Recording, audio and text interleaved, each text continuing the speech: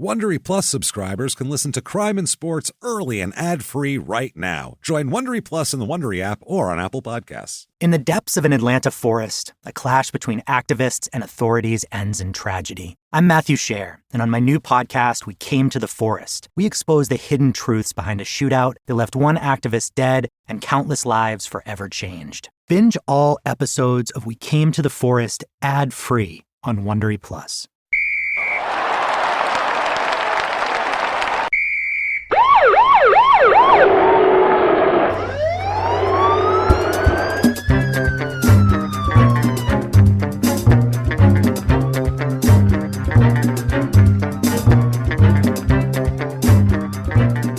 Hello and welcome to Crime and Sports. Yay! Oh, yay indeed, Jimmie. Yay indeed.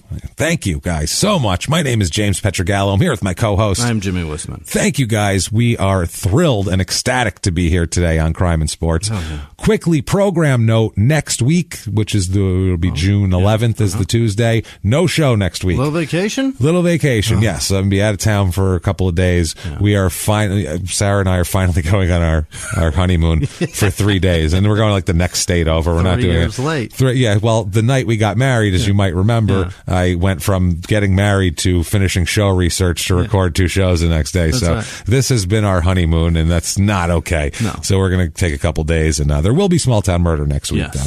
But thank you guys so much for joining us again this week. I got to tell you guys, straight off the bat, bonkers, crazy, insane story this week. Don't care if you've never heard of him. Don't care about it, because you should have heard of this, because it's pretty much...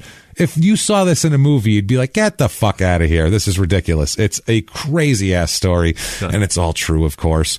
But just to quickly go over it, I got to thank everybody for their iTunes reviews this week, Apple Podcasts, whatever. The purple icon, you know what the hell it is. Thank you. The Lord's work. You are. That helps us so much. It drives us up the charts, and it gets people more eyeballs on the show, and it helps a lot. We don't understand why that drives you up the charts, but it does. Sense. It drives you up the podcast charts, and if you look in comedy, you guys are helping us creep up there with Crime and Sports. So thank you so much for everything you do. If you haven't done it yet, give us 5 stars. We know you got to sign in. It takes 30 seconds, but wait till you hear this story. You know how long this took to put together?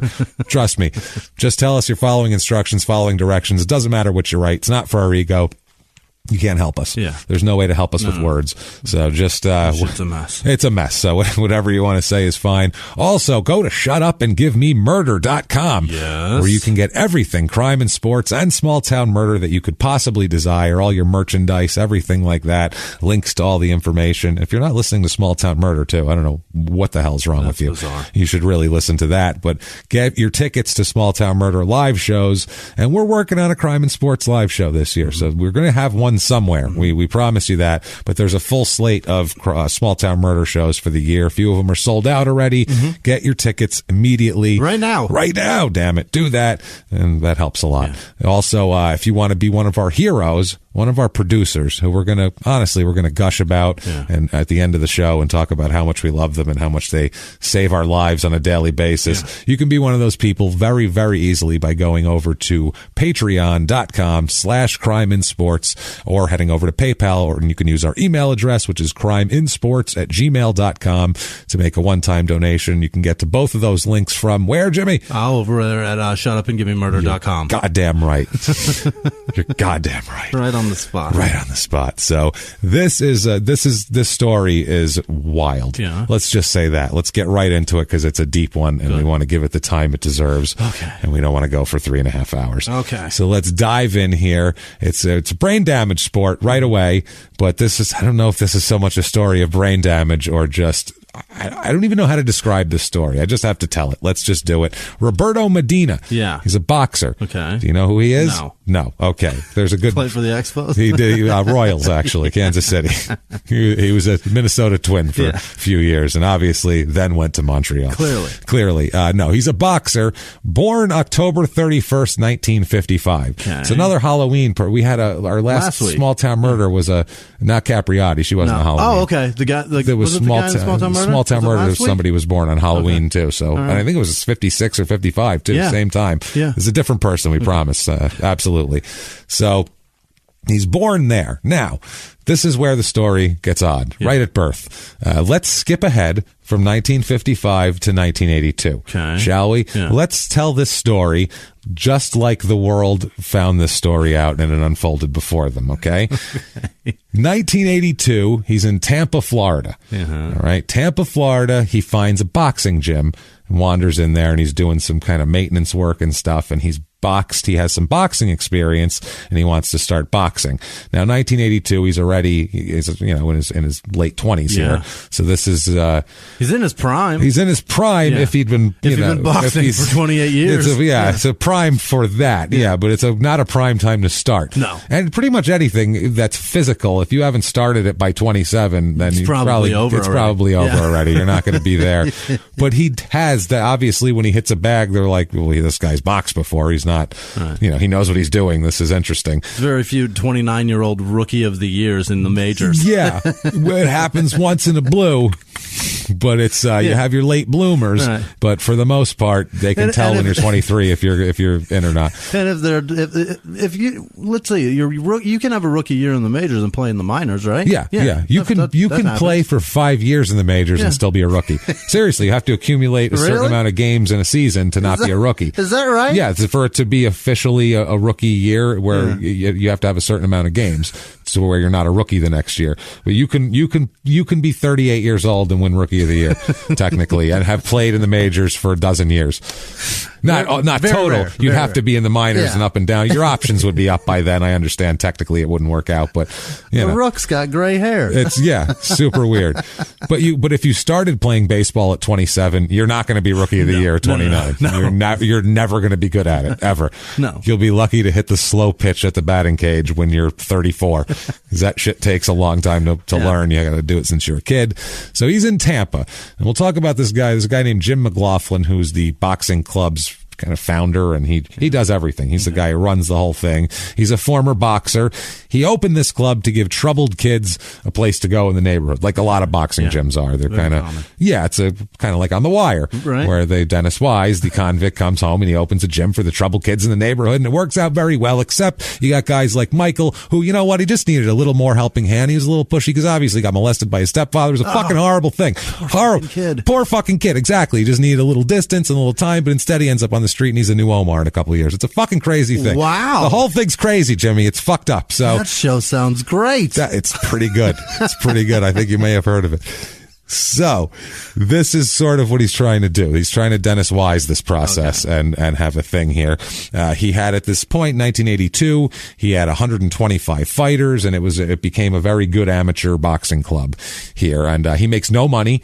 He opens up the club and works everything. He's a general manager of a bar at night, so he can have an income, and he does this all during the day with the kids. He's there at 6 o'clock in the morning. Thing for the society. That's great. Yeah, that's what he does here. Yeah. So that's a good guy. I mean, if you do that, you're either a child molester or a really good guy.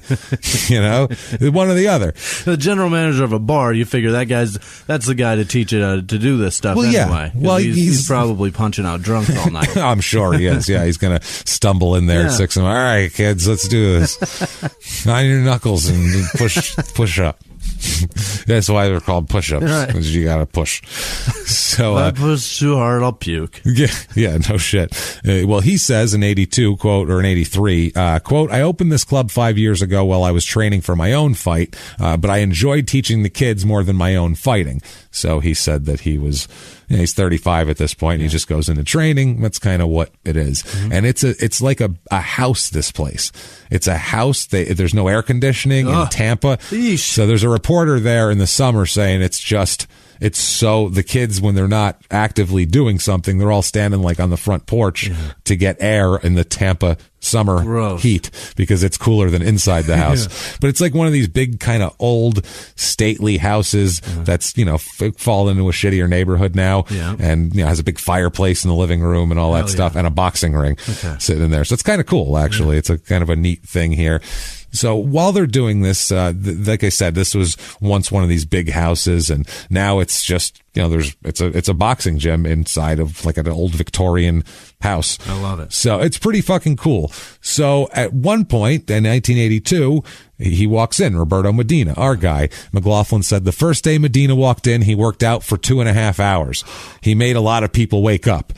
Okay, right away, if you don't know anything about boxing, if you've never actually been in a boxing ring and trained or did anything like that, go around in boxing 3 minutes. If you've never done that or you don't do that, the next day your fucking legs will feel like jello. Yeah. And by the end of 3 minutes, you will not be able to breathe at all. No. You'll want to sit down for a while.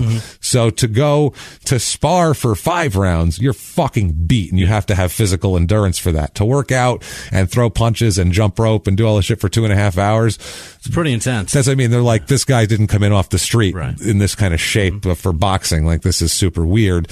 So they said, yeah, he followed. Medina was a really nice guy, followed all the rules, did everything like he was supposed to, was really great to the kids, was a role model for them, and would be nice to them and had time for them and would teach them stuff. And while he was training, McLaughlin said, there's not an older fighter that comes in here that hasn't been in some kind of trouble with the law. I just don't push their past. So they're saying, like, you're just going to let some guy come in and, you don't even know this guy and whatever. And he said, it's not my fucking problem. Yeah. If you come in here and follow my rules and want to punch people in the face and I'm good with it and be punched in the face, you're fucking welcome. You're a welcome participant. What else? Yeah. What do I want from people? They're not robbing me or doing anything to me. I don't care. It's your old rule. You wanted to fight, you got to fight. You got to fight. Yeah. Here you go. We agreed to it, and it's wonderful. So he worked out every day. He started coming in every day. Roberto did, and McLaughlin was like, this guy's fucking great. Hell yeah. Christ, I wish he was 18, but he's great. He said that he would get there.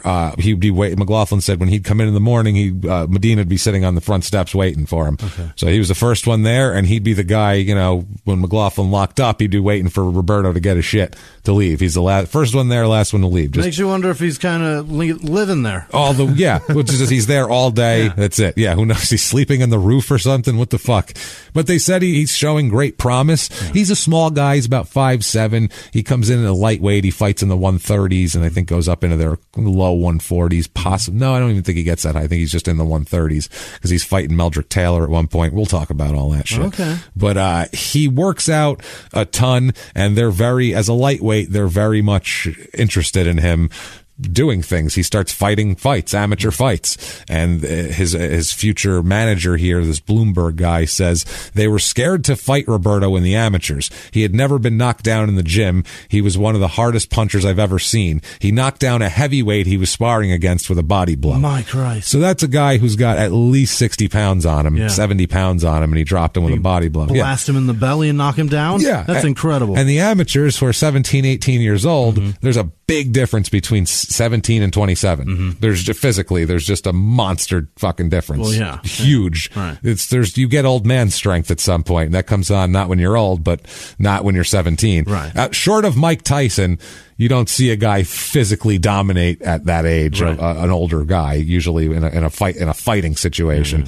And so here he was just killing people because they're younger guys, and he's an older guy. You're just a little tougher.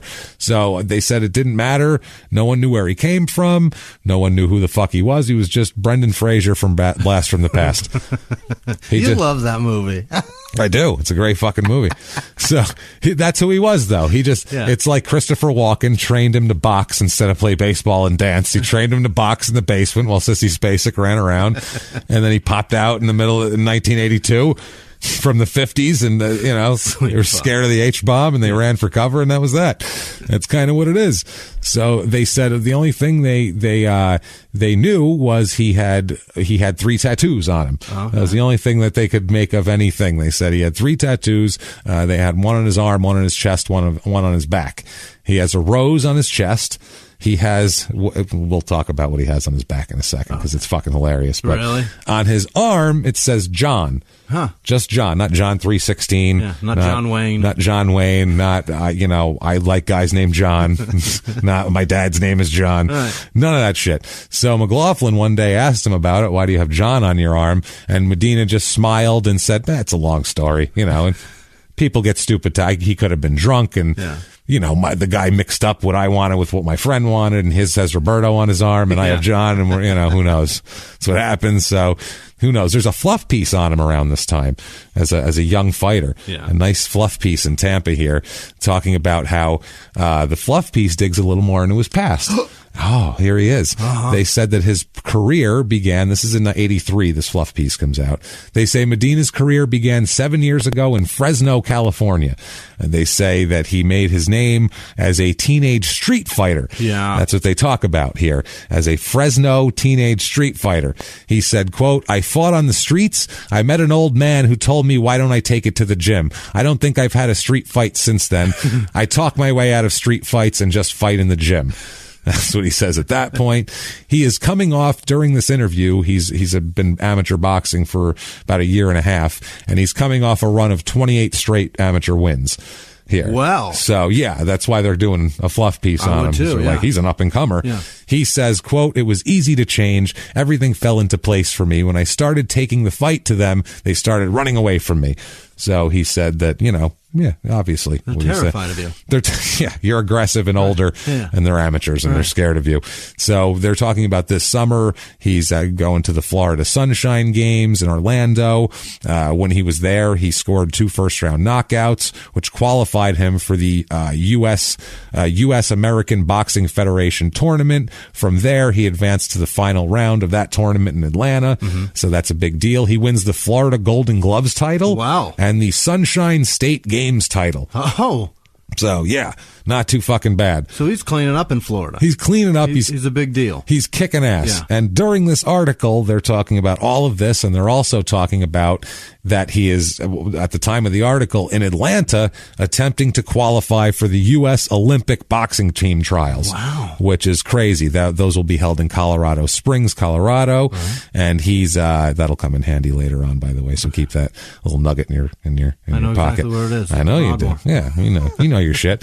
So he says that, going to the Olympics could help him as a professional career, and it could help him make money as a fighter, because if you're, if you medal in the Olympics. Oh, it's a big deal. Yeah, you don't have to start making $100 a night. No, you got a Wheaties box. You're a different ball game. You get paid. Yeah. You're on TV immediately. You do what you want to do here. So they said he says that he came to St. Petersburg a year ago from Fresno. He's been 28-2-0 as a lightweight here. 16 of those were knockouts, so those wins. He says, quote, I feel I'm real strong for the Olympics. This is my first break. If I get to the Olympics, I'll get more recognition. When you get a chance like this, you have to take advantage of it. Yeah. He has to win 3 fights to qualify for the Olympic trials. He says it's a rough sport. So many people are out there fighting. I'm in great shape. I'm not taking this lightly, but I feel I'm going to be hard to beat. Okay. So you got to win 3. Is that in one day? I hope not. Fucking hope well, not. Those tournaments probably might be, because they're I think they're 3 rounds with headgear. Okay, so that's not so bad. Yeah, no one's getting fucking brutalized to the where they're. It's like sparring with body blows. Yeah, especially with lightweights. Yeah, that's a good point. Yeah. And for him to have that many knockouts as a lightweight amateur, that's incredible. That's got some pop, because these lightweights normally they don't knock each other out very often.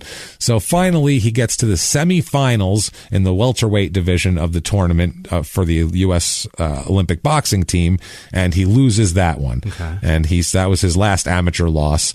And in 3 years as an amateur, 2.5, his record is 94-3. Wow. So that's a lot. Yeah. It's a lot of fights already. Absolutely. It's not too shabby. Yeah. He says, quote, we decided beforehand that if I lost, I would turn pro. Mm-hmm. So that's his plan. Yeah. As soon as he lost out of this, he thinks he's ready to fight, at least, to make a little bit of money or make it his job. Because when he comes to Tampa, we'll talk about it, but yeah, he's not flourishing financially while he's training to be a boxer. Yeah. Amateur boxers, they're not the most highly paid people out there.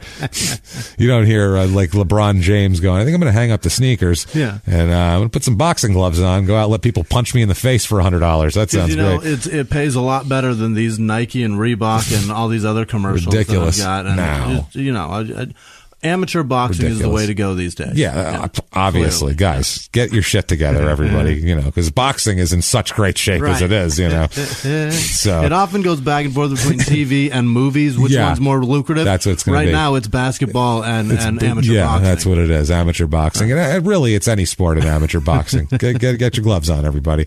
So February 1984, there's a bunch of coaches, amateur coaches, bring Roberto to the attention of a guy named Brad Jacobs, who's the director of boxing operations for Alessi Promotions in Tampa. They're boxing promoters, and they're kind of the class of the Tampa boxing promoters at this point in time. And so Medina here, he tells Jacobs that he had over 50 amateur bouts, and he wanted to be a fighter here. So the Jacobs ends up taking him on as his promoter, and he signs with Alessi Promotions there. And their promoter, their main guy that goes out and actually sells the fights, Augie Rodriguez, called him a hell of a puncher. So he's going to be fun to watch. So he makes his pro debut March 15th, 1984. This is at Curtis Hickson Hall in Tampa. Here it's versus a guy named Roosevelt Booth, who sounds like a made-up name for a guy who doesn't box well. Or just a square. Yeah, well, he fights like a Booth. He just stands there and he has no arms. Just takes whatever you give him. Roosevelt is 0-3 coming in. Okay. So it's not going well for him. Living up to it. To his Booth-like name. Yeah, he's 11-11-1 for his career total. How all ones. He was like, you know what? That's got to be good luck. It's got to be lucky. I'm going to open up whatever else I do. I'm going to open up like a drywall company now. I feel like I'm blessed with whatever my next endeavor is. So I'm going to open up a gas station called 11 to 11. 11 to 11. That's the time we're going to be open. Sometimes we stay open till 1. Maybe 11 to 1, maybe 1. So, but we might open at 11. We might open at 1 too. You never know. Never before 11 or 1 though. That's never going to happen. You come here at 9 a.m. Sorry, we can't help you. We're here for the afternoon rush only. He says it's 11-11, and that's enough ones. I'm retired now. I'm good. I've gotten all the ones I wanted. I'm number 1 finally. Finally, all across all the board. Of them. Should I have 10 more draws? No, that's getting greedy. It's getting greedy. Not going to be 11-11-1 is really pushing it. So Roberto wins this pretty easily by TKO in round 2. So he's 1-0. Now pay attention to these dates because they come fast and furious. Oh boy. This is a guy who is fighting to eat. He's fighting for sandwich money here. This is bread and butter. Literally. They might pay him in bread and butter at the end of the night. They might just give him like a sack of day-old rolls from the nearest deli. Gross. These are where they were going to throw them out anyway. So you got these, and you lost. What do you want from us? A handful of butter. There you go. Put your hand out. No containers. No, the rule is no containers. If you don't put it in your hands, you can't have it. Put the bag in your teeth. Okay. There you go. Gross. There you go. Gross. You feel good about yourself? No, exactly. And you shouldn't. You're garbage. You're garbage. So he's 1-0. March 30th is his next fight. That's 2 weeks later. It's at the Hyatt Regency in Tampa. So people are having sex in the same building while this is going on. It's kind of weird if you think about it. Gross. While you're getting punched in the face, someone's getting a blowjob. You're having the worst day of your life and somebody's enjoying the best. Look, this is great. Room service all laid out. And fucking lids to it everywhere. They're your nose is swollen and bleeding. You have a cut over your left eye. So here he fights Ira Robinson, who will do your taxes if you beat him. That's the rule. You don't. Yeah, there's no money in this, but if you beat Ira, he'll do your taxes. That's all there is to it. He's a 2-13 career fighter, so that is not great. Are there many Jewish good boxers? No. That guy's probably not even Jewish, right? What's his last name? Baldwin? Robinson. Oh, just the first name's Ira. No, he's not Jewish, but it's as close as I'm getting. He could be. How do we know? I highly doubt it. I'm not. Robinson is... Maybe his mom's Jewish. He's half Jewish. Because if the mom's Jewish, you're a Jew. We're naming him Ira. Fine, whatever. Fred Robinson? That's right. He's going to be a Robinson either way, so that's fine. You want to name him Ira? No problem. I don't give a shit. He's still going to dunk. So anyway, Ira here is 2-13. He loses the last 10 fights of his career. Oh, God. So he was 2-3. Poor bastard. Promising, and then it just goes all to shit. And this is his second to last fight. So we know what happens here. He loses by TKO in round 3, bringing Roberto to 2-0. Here, now May 3rd, he takes a month off. He did. Holy shit. 4 whole weeks. It's wild because they're going to come even more fast and furious. May 3rd, 84. This is at the Egypt Shrine Temple in Tampa. He fights Oscar Castan, who is 2-0 coming in. How about that? So it's 2-0 versus 2-0. Yeah. And Oscar ends up being 6-10-1 for his career. Not terrific, but this fight goes all 4 rounds. It's a 4-rounder. Roberto wins by unanimous decision. So he's, pointed him, but whatever, he wins. So 3-0 for him. June 17th, 84. He's at the Hyatt Regency in Tampa again. He fights Chauncey Johnson, who is definitely not Jewish. Jewish. I'm going to go out on a limb and say probably. He is 1-0 coming in. Oh. 3-0 versus 1-0. This could be good. And this guy ends up being 3-6 for his career. So again, maybe it was Roberto that did it to him. Roberto's good. He's pretty good. He wins by TKO in round 3 here, bringing him to 4-0. So 4 days later, he fights again. Okay. You can't. So he fought 3 rounds, and then 4 days later he fights again, which seems kind of crazy. You can't even watch a game tape in that long. You know what I mean? You can't watch the film of somebody fighting before. You're not training. No, fuck no. You're still resting your eyes. Your hands still hurt. Your eyes are still swollen when you enter the ring. Your hands still hurt. Yeah, from punching the last guy. The last guy's skull is still just ringing through my knuckles, and I gotta feel it in my elbow. Now I gotta punch you for fucking 4 rounds. So he's 4-0 entering this fight. June 21st, 84 at the Egypt Shrine Temple. He fights David Taylor, who's 0-1 career. That's got to be. His first fight's a draw. You train, you get all ready, you're psyched up. It's my first fight, and you don't win or lose. Right. That really has to just take some of the steam out of it for you. I'm not good at this, and I don't suck. This is weird. So I'm just, okay. So I should sort of keep going just for a little while, I guess. That was neither encouraging or discouraging. Give it another chance. I don't know. Well, he gave it a lot of chances because David Taylor ends up 19-36-3 in his career. Good Lord. So he ends up being a journeyman punching bag. Yeah. And this goes all 4 rounds, though, because he's a journeyman punching bag. So now he fought 3 rounds, got to rest for a couple days, and then fought another 4. Yeah. Roberto's, like I said, I don't know if you could hit at full strength after your hands are sore from punching a guy a few days before that, especially if you TKO'd him, you hit him pretty good, and that hurts. I mean, your fucking hands hurt at the end of that shit. Yeah. So this goes all 4, but Roberto gets the decision, so it brings him to 5-0. July 12th, 84, so less than a month, again, 3 weeks. We're back at the Curtis Hickson Hall in Tampa, where he fights Torrance Brown, and this is his first career fight. Okay. Torrance Brown. So they expect big things out of him. They do not materialize, however, because for his career, he is 0-1. Oh, no. That is his whole career. Roberto ended it. This is it. These 1.5 rounds of a fight are all that he ever fought, and he is knocked out by Roberto and says, I don't think this is for me. I'm done. You know what? No. The 1.5, I'm fine. The handful of butter isn't really worth this, I'm thinking. This isn't good. So he's 6-0 now, Roberto is, so fucking not bad. Yeah. You start out 6-0 as a pro, that's something. That's, you're not bad. No. That's not to be shit upon. Sure. So that was July 12th, 84. July 19th, 84, he's fighting again. Yeah. He's fighting at the Oasis Ballroom in Tampa. He's fighting Luis de Jesus, who is 3-4 coming in and ends his career at 3-12. So never to win again. And I looked at his career too. He started out 2-0 in his career, promising, lost a fight, won a fight, and then never won again. They figured him out. 2-0, you lost one. You're like, shit, maybe I'm not as good as I thought. Yeah. Then you win another. You're like, no, I'm back. I'm back. I didn't let that bother me. I shook it right off. I'm 3-1, and then you just never fucking win again. Punches upon punches upon punches. 11 straight losses. Fuck, this sucks. So this is a first round TKO for Roberto. So he makes quick work of him. So I guess in a few days, in a week, in both fights, he only fought like barely 3 rounds. Yeah. So that's not bad.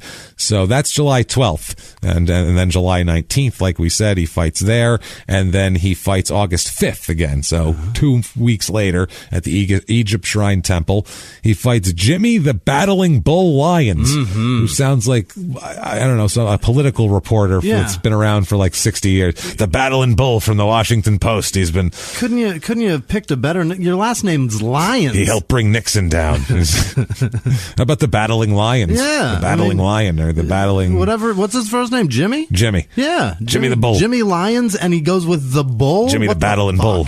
The Battling Bull. Well, the Battling Bull is 0-2 coming in. So he's not a great start to his career. He's battling all right, but not successfully. No.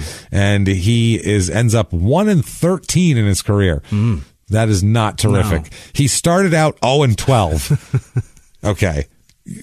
How do you even start that long and still? How do you even get to one win? 0-12? Done.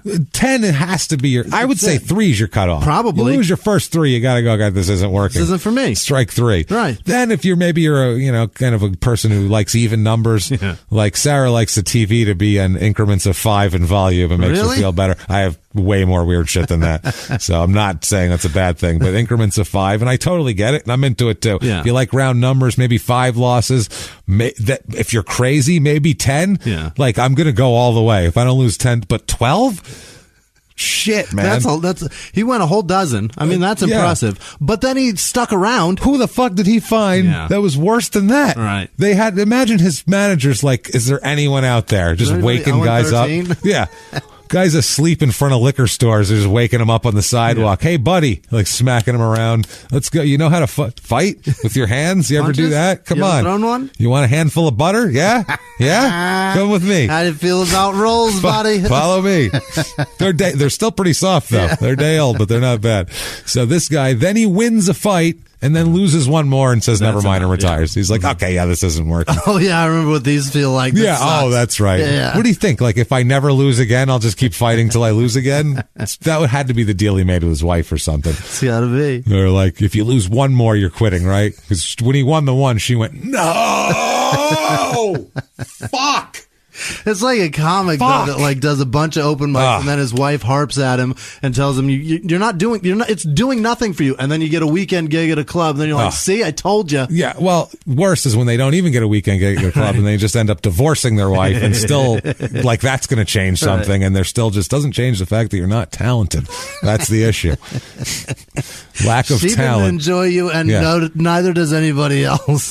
There's a correlation, and there's a misconception in comedy because comics are self-deprecating. Yeah. So you'll hear guys like Bill Burr be like, "I sucked for 5 years." No, you didn't. See, his suck is me killing is better than you are doing probably, and even in his suck compared to a good beginner who's killing still sucks. Horrible. If a good comic looks at them, they know what they're doing wrong, and they could maximize shit so much more, and the jokes might be base and shitty and cheesy. So I get saying you suck, but you can tell when someone's you can tell within 10 seconds of someone getting on stage the first time, even if they eat dicks and get no laughs, you can tell if they're funny. Absolutely. You can tell if they're going to get good, if they can get, if they're capable, if they have the talent well to fill. You can see it. Or they're just going to run with somebody else's stuff for the rest of their life. Or that, yeah.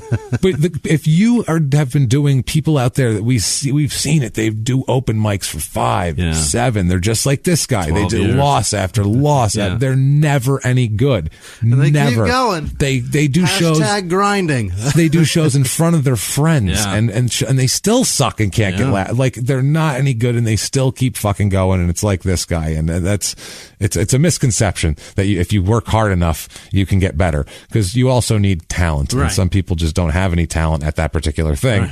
But they keep trying. So Roberto wins this fight with a first-round knockout because it's this guy. He's terrible. This guy's awful. Right. And he brings Roberto to 8-0, and he feels so good he fights 10 days later. Oh, my God. That didn't take too long to do. So he fights back at the Egypt Shrine again, fights Richard Lassiter, who's 7-3-1 coming in, which, not bad, but then you look at his career total, and he's 7-10-1. Good Lord. So he never won a fight again after this one, and including this one, because Roberto knocks him out in round 2. At least he's up to 6-round fights now instead of 4, but it doesn't go 6. So 9-0 for Roberto. Wow. Look at this shit. Yeah. This is impressive. It really is. It's impressive. It's especially for a guy who's, 28, 29 years old. Almost, he's 28 right now, but it's impressive, man, for a young fighter who's young in terms of experience and old in terms of years. Yeah. It's crazy. So, he knocks Lassiter out. He's fighting October 4th, so now he takes a break. Takes a month and a half off. Yeah. He's got a fight he's got to train for because it's against a decent fighter. Yeah. It's October 4th, 84 at the Oasis Ballroom. He fights Juan El Indio Carrion. Okay. Carrion? Carrion. Okay. So the Spanish Carrion. Yeah. Not not like a carry-on bag. It is. It's just the Spanish way. El Indio. He's a very small man. I assume you just carry him on. He's the size of like an early 80s camcorder. Right. He's heavy. It's unwieldy. Right. It's not comfortable, but you can put him under the seat in front of you. If you work hard enough, you can, fight through it like a muddling open mic comic, and you'll make it work. So El Indio here is 10-1-2 coming in. Yeah. So he's that's a decent fighter because he's 9-0. Roberto is. His career, he ends up 10-2-4. Oh. So he never wins again, but he fights a lot. This goes all 6 rounds. Mm-hmm. All 6 rounds. Decision comes in. It's a draw. Oh. It's a draw. That's no fun. Not satisfying at all. That doesn't feel good at all. No, that's like, okay, I got punched in the face a lot and I only get half a handful of butter. This sucks. This is no good at all. And only a couple of rolls. This is not fair. They have to share the fun. To share the purse. I'll cut this in half, but you get half the bouquet, fine. Right. And only one plastic butter knife to spread it. And that's all you're getting. So, you have to eat together. You have to eat. That's the rule. Yeah. Your black eyes. It's a first thing they've eaten today. Terrible. Jesus Christ. So he's 9-0-1, Roberto is now, which is fine. It's not a loss, and he fought kind of a pain in the ass kind of fighter. They're not thrilled about it, his management team, but whatever. It's not, unless it becomes a pattern, it's not a big deal, right? Really. Jesus, here, I'm smacking Mike. Sorry. Look at you, Jesus Christ! Your first fucking day. Yeah. Jesus Christ. I'm 0-12. Episode 164. No handful of butter for you at the end of the show. 165-1 right now. Sorry. Jimmy gets no handful of butter. From now on, when Patreon comes in, Jimmy just gets a handful of butter. It's getting so hot in Arizona, my glasses keep fogging up. I see that, and I'm laughing my ass off. It's like 73 degrees in the room. We had my it cooled glasses down. are just fogging. That's hilarious. Unbelievable. It's sticky. I don't know. Hey, everybody, just going to take a quick break from the show to tell you a little bit more about a very, very awesome company, Free Fly Apparel. Yeah, freeflyapparel.com. This is such good stuff. It is. We're honest with you guys. It's so comfortable. We tell you things, and sometimes we get stuff from a sponsor, and we'll go, no, it's good. This is amazing stuff. These clothes are so good. We received clothes from Free Fly. They sent them to us to sample. They are amazing. Yeah. They are first of all, they're made from butter soft bamboo, and they are sick comfortable. Yeah. Like, they're ridiculous. You feel like you shouldn't be outside in them because it's too comfortable and people are going to think you're a slob, but then you look at them and they look really nice. And you're like, no, I'm cool. I'm totally cool. Yeah. I'm totally cool. I like them a lot for any kind of outdoor activities. I like it for basketball, for that sort of thing. Yeah. I know you have your friend's boat you go on. Oh, it's so great. That's your thing. I love to wear them. The shorts are fantastic on it. And the shirt, the wind, it's so breathable. It's so great. That's what it is. Too. It's breathable. We're coming into summer here, so you want a nice, breathable outdoor clothes. This is the way to do it. If you're going to work out, I would suggest these are clothes you can work out really well in, do any activity in, really. And the team behind Free Fly is a family with a shared passion for the outdoors. Together, they identified a problem. Outdoor clothing was too complicated and too uncomfortable, and that's the truth. So they made it their mission to create the most comfortable shirt imaginable. Free Fly's bamboo clothing has natural UPF sun protection, wicks away moisture, and won't hold odor. That's what I mean. This is for you outside. You can do it. Anybody. The clothes fit well. They come in a natural color palette, but just subtle branding too. It's not all over it. Big giant things. From fishing to hitting the gym, lounging around the house, whatever you want to do, Free Fly is the go-to for me. I know it's the go-to for you for that sort of thing. Activewear, nothing else but Free Fly. Father's Day is just around the corner, everybody. It's coming up. This is a great gift for Father's Day. Gear up for adventures with Dad, and you can get 20% off when you visit freeflyapparel.com and use the promo code CRIME. That's freeflyapparel.com, promo code CRIME. And now back to the show.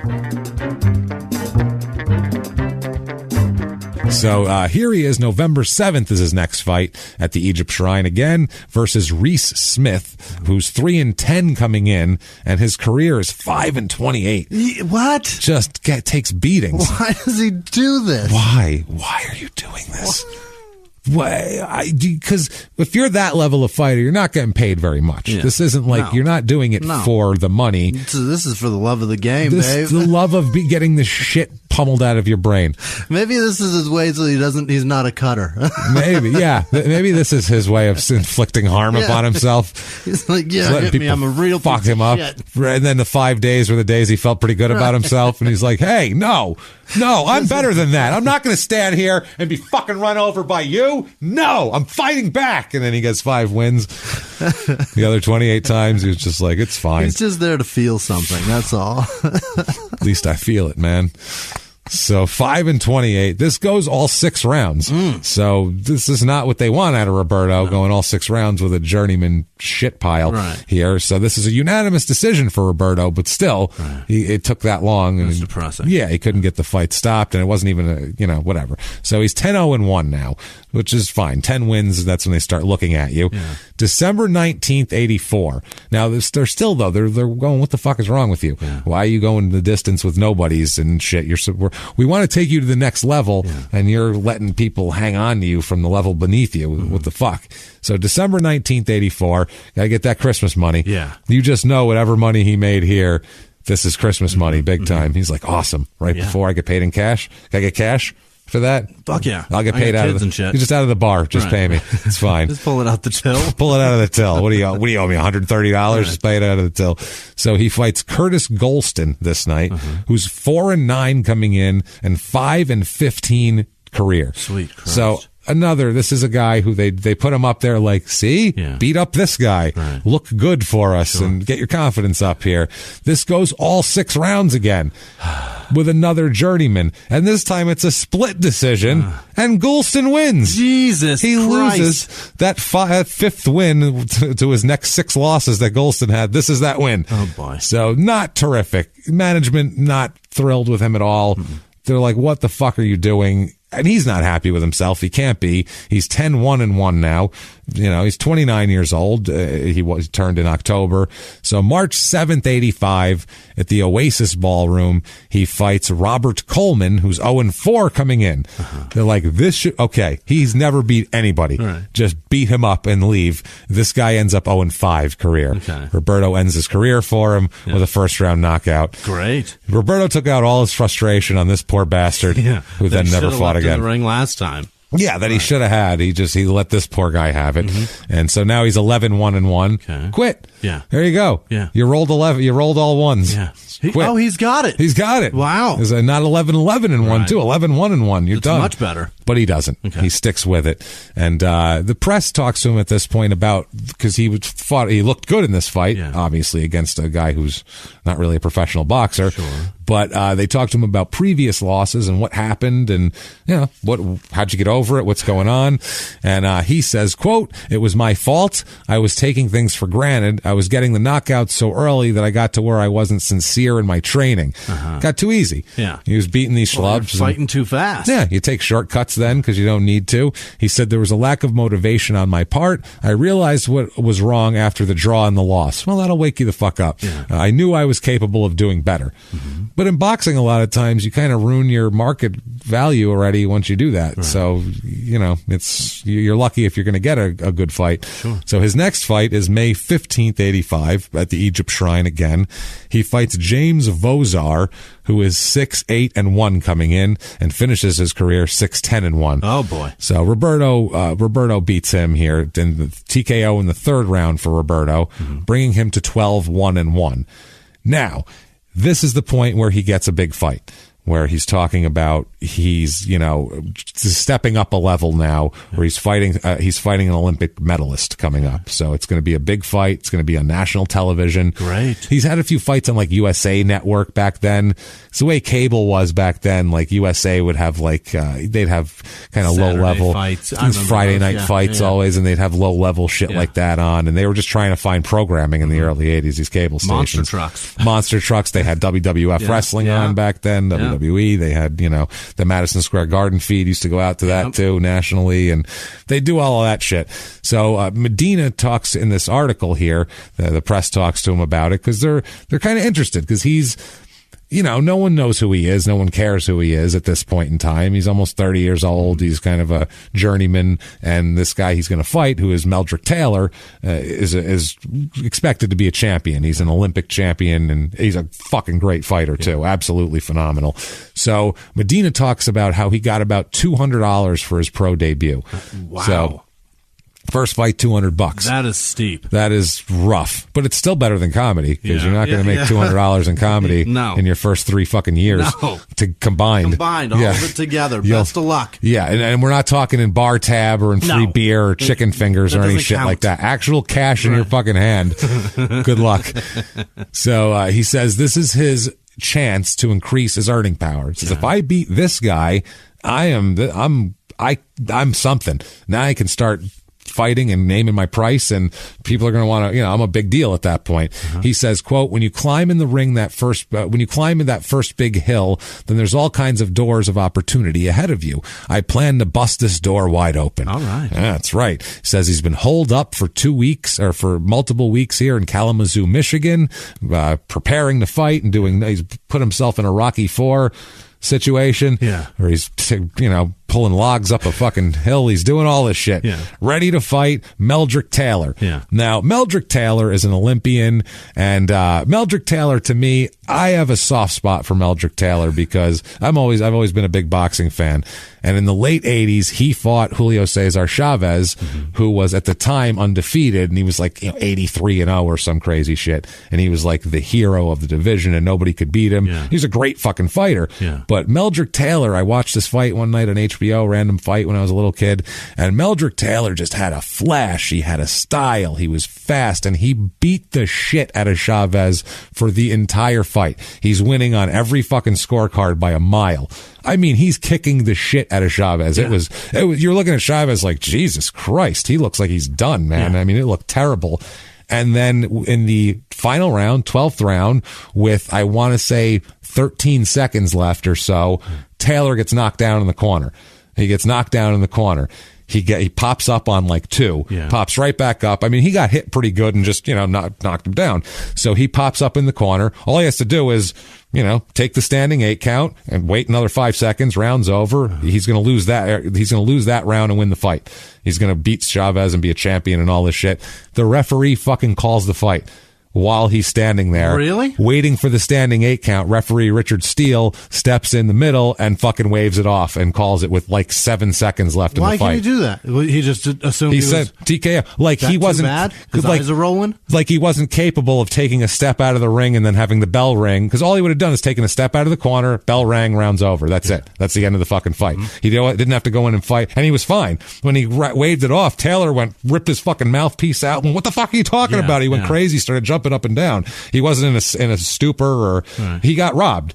It was the biggest robbery I've ever fucking seen. That's too bad. It was the saddest thing. I was so fucking mad for him as a child. And I'll never forget that. So I have a definite soft spot for Meldrick Taylor. That's a bummer. It was fucked up. Look it up. Meldrick Taylor Chavez final round. It's absolutely insane.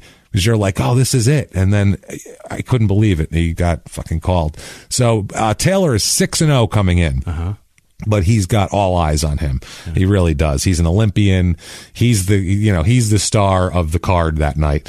He ends up being 38-8-1 for his career. Wow. He hung on a little long at the end, but man, was he a bad motherfucker the first few years of his career.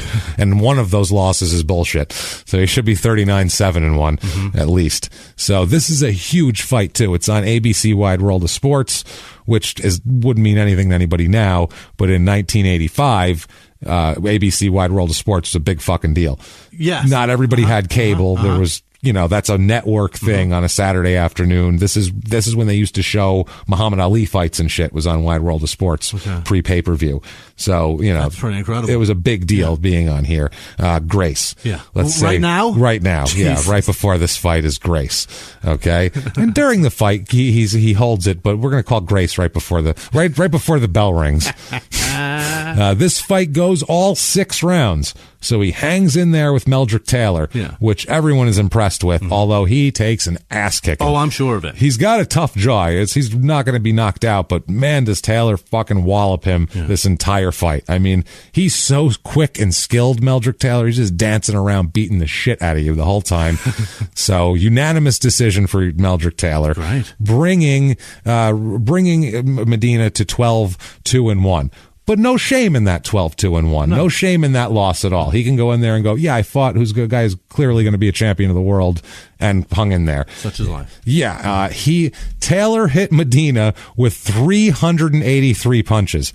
Holy shit. That was the ring stat. 383 punches in 6 rounds. Not threw 383, landed 383 punches in 6 rounds. Oh my God, that's so many. He peppered the fuck out of him. Yeah. Think about how many times imagine being punched once. Yeah. Now multiply that by 383 times. That's insane to be hit that many times. That is not fair. In 18 minutes. Right. That's how many times you got hit. So ridiculous. But Taylor said of Medina, quote, I hit him with everything I had and didn't move him anywhere. I hit him with everything in the book. It kind of frustrated me. So he could not knock him out no matter what he did. And he couldn't even hurt him, basically, is what he said. So he outboxed the shit out of Medina, but Medina's got a tough jaw here. Medina says afterwards, no, I never considered quitting during the fight because he was getting beat up so bad. The reporter said, did you ever just think of just not coming out for a round because clearly you had no chance of winning this fight, obviously. But he's a puncher. He looks at it. It's boxing. I get one clean shot. Yeah. Who knows? I mean, look at Rockman and Lennox Lewis or something. And guys get knocked out. Yeah. So he says, quote, that's the whole purpose of training and fighting, to give it your best, and I think that's what I did. So this is after the fight, right after the fight. Then a reporter out of nowhere asks him, quote, Roberto, there's a rumor going around ringside that you're a fugitive from justice in Colorado. Any truth to that? And he just looked at him and he went, I don't know what you're talking about. No, not at all. And shrugged and was like, I don't know. And then that was all the reporters. So, foreshadowing. Jesus Christ. He goes back to his dressing room. Yeah, and sits there stewing with an upset stomach. One of his trainers says, quote, after the fight, I went to Medina's dressing room and was told I couldn't enter. He said, quote, I told them I was his friend and they still didn't care. Yeah. I asked them if Roberto had collapsed or something and they said he hadn't. Then they showed me their police badges and I realized something criminal had happened. A few minutes later, Roberto's girlfriend came out of the dressing room crying her eyes out. I asked her what happened and she said, quote, he's not the person we both think he is. Quote, this is just incredible. I'm stunned. Why did he take up such a visible job? He could have been a carpenter, which he is, and probably stayed out of jail longer. Yeah. But the problem is he's got distinctive fucking tattoos. Yeah, those will get you in trouble every time. And an ex-girlfriend who doesn't like him. So you add those two things together, and well, he says about all this, so we'll get to who he is here. He says about all this that he had bad feelings before the fight. He was plagued by dreams of somebody chasing him, and that he just felt uncomfortable the whole time.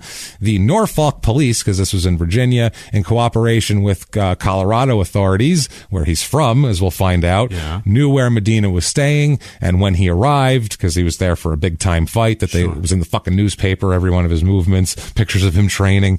He's not doing interviews on ABC, literally talking to Coward Cosell, for Christ's sake. It's not hard to find the fucking guy. Hey, if you're a fugitive, don't get on TV. Stay off TV. Yeah. Why don't you? That's a fucking good one. You know that feeling in your stomach when you think about being on America's Most Wanted? That's the feeling you should have anytime around any camera. Ever. That's the thing. That's so fun. I got it. America's this old mobster guy I know. I think I might have told this before, but fuck it, I'll tell it again. People join late. This old mobster guy I know was telling me a friend of his, literally two friends of his were, they were on the lam, running from the cops and whatever. They were hiding out, and they were in a bar, and one of them was on America's Most Wanted. Oh my God. And they're talking about how, his crimes and he's vicious and all this shit because he's a mobster. So they're really, John Walsh will make anybody sound like they're fucking a serial killer anyway. That he did this and that. And so somebody at the bar just offhandedly just goes, hey, he doesn't look so tough. This guy exposes himself and says, I don't look so fucking tough, and beats the shit out of this guy to the point where the cops come and fucking arrest him, and he's taken into custody because he couldn't let that slide. How dare you say, I don't look so tough? I'll kick your fucking ass in the bar, even if it means I go to fucking federal prison. That's how stupid people are. Hilarious. So, amazing. So, yeah, they said Colorado, they knew where he was staying, where he lived, where he would go afterwards. So they waited for him. Basically, the authorities went there, watched the fight, waited for him to take off. Italians and your fucking ego. Isn't that amazing? That's next level though. Really that's some next level crazy shit. That's like if you saw that in a gangster movie, you'd be like, well, that's silly. No, that's how these guys are. When you see silly shit in gangster movies, that's because that's how they are. So they said all they did was wait for Medina to take his robe off before the fight, revealing his tattoos, and they went, that's our guy. And then they were nice enough to at least wait till after the fight. So they could have pulled him out of the fucking ring right then with his gloves on, and that would have been on ABC, and they would have had no fight to broadcast. So, I would assume they made a deal. So he gets arrested and escorted out of the arena in handcuffs. They let him take a shower and change into his street clothes and all that shit. That was nice of them there. So, the Denver police detective named Dennis Krabari said that, quote, he is listed as a career criminal in our Denver DA's office. Holy shit. He says that he has a record of 61 arrests since 1973. Wow. In Colorado City, and is actually a fugitive that escaped from prison in 1982. Hold on. Yeah. He escaped? He's not just wanted. He is an escaped from prison convict with all these shit hanging over him and everything else. And he went here and boxed on television. He ran from Colorado to Florida. Well, not quite Colorado. Well, we'll talk about it. He had a couple of stops in between. My Christ. Yeah. This is fucking nuts. Yeah. Right now, he says all he can think about is his friends. All he can think about is his girlfriend, Kathy, and all of his friends who've helped him. He said, quote, I feel bad about all the people. I didn't want those people thinking I was a phony, all those people who trusted me. And he said, and these people were stunned. Yeah. He was the most upstanding guy in the world. Everything else, McLaughlin, the guy who owned the gym that he went to in the beginning. Yeah. He says, quote, we were in the Bahamas at a boxing tournament when we heard. We were shocked. The first thing we said was, they got the wrong guy. Then the only thing I could think of was, how can I help? Yeah. Everybody wants to help him. Medina here, he says he knows who called the police, but he doesn't want to say anything. This is what he said in the press. I know who called the police, but I don't want to say anything in case that person somehow winds up floating face down in Tampa Bay. I'd be the first one accused. Holy shit. So I don't want to say anything, which, yeah. He said, quote, capture was always on my mind. I tried to put it out of my mind, and I did a pretty good job of it for 3 years. Whoever turned me in tried to hurt me, but they helped me. They did something I wasn't able to do myself. So the police, Krabari, the police guy in Colorado, said that he received a tip last week that this guy, that Medina was in Norfolk and was going to fight and had become a fighter and all that kind of shit. They said he escaped from a Colorado penitentiary in Cannon City in 1982. I know exactly where that is. It's just North Colorado Springs. There you go. Yeah. So they said that the TV coverage really didn't have all that much to do with the arrest. They got an anonymous call and said he'd be boxing in Norfolk, and then they went there and waited for him to take his robe off. Holy shit. And figured it out. And so that was that. The call was from a woman that he had met in St. Petersburg. Yeah. He says that it was from an ex-girlfriend who he broke up with, but nonetheless, she kept pursuing him for a relationship.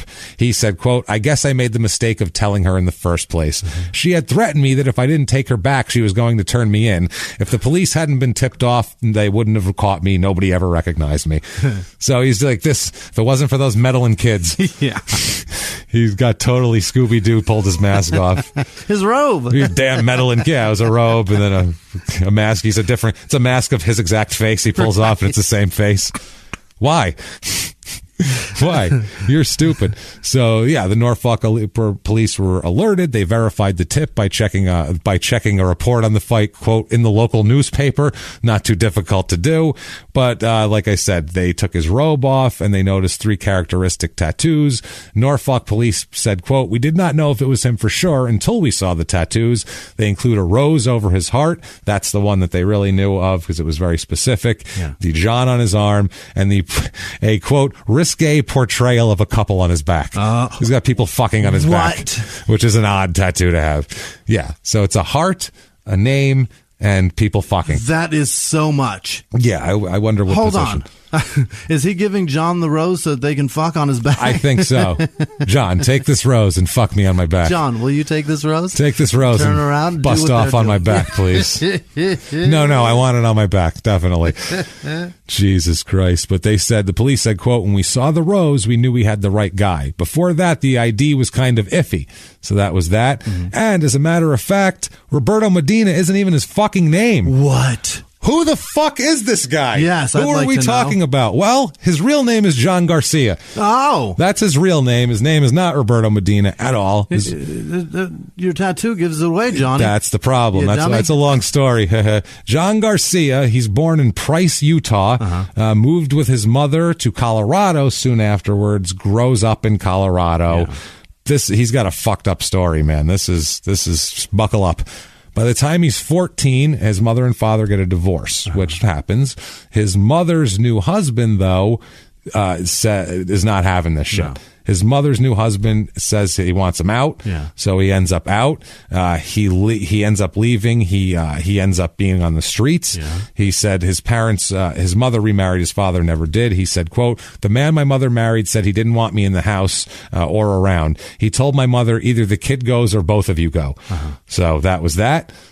That's fucking, nice. I guess. So he went and lived on the streets. What? That's what he did. He said, fine. So the kid goes?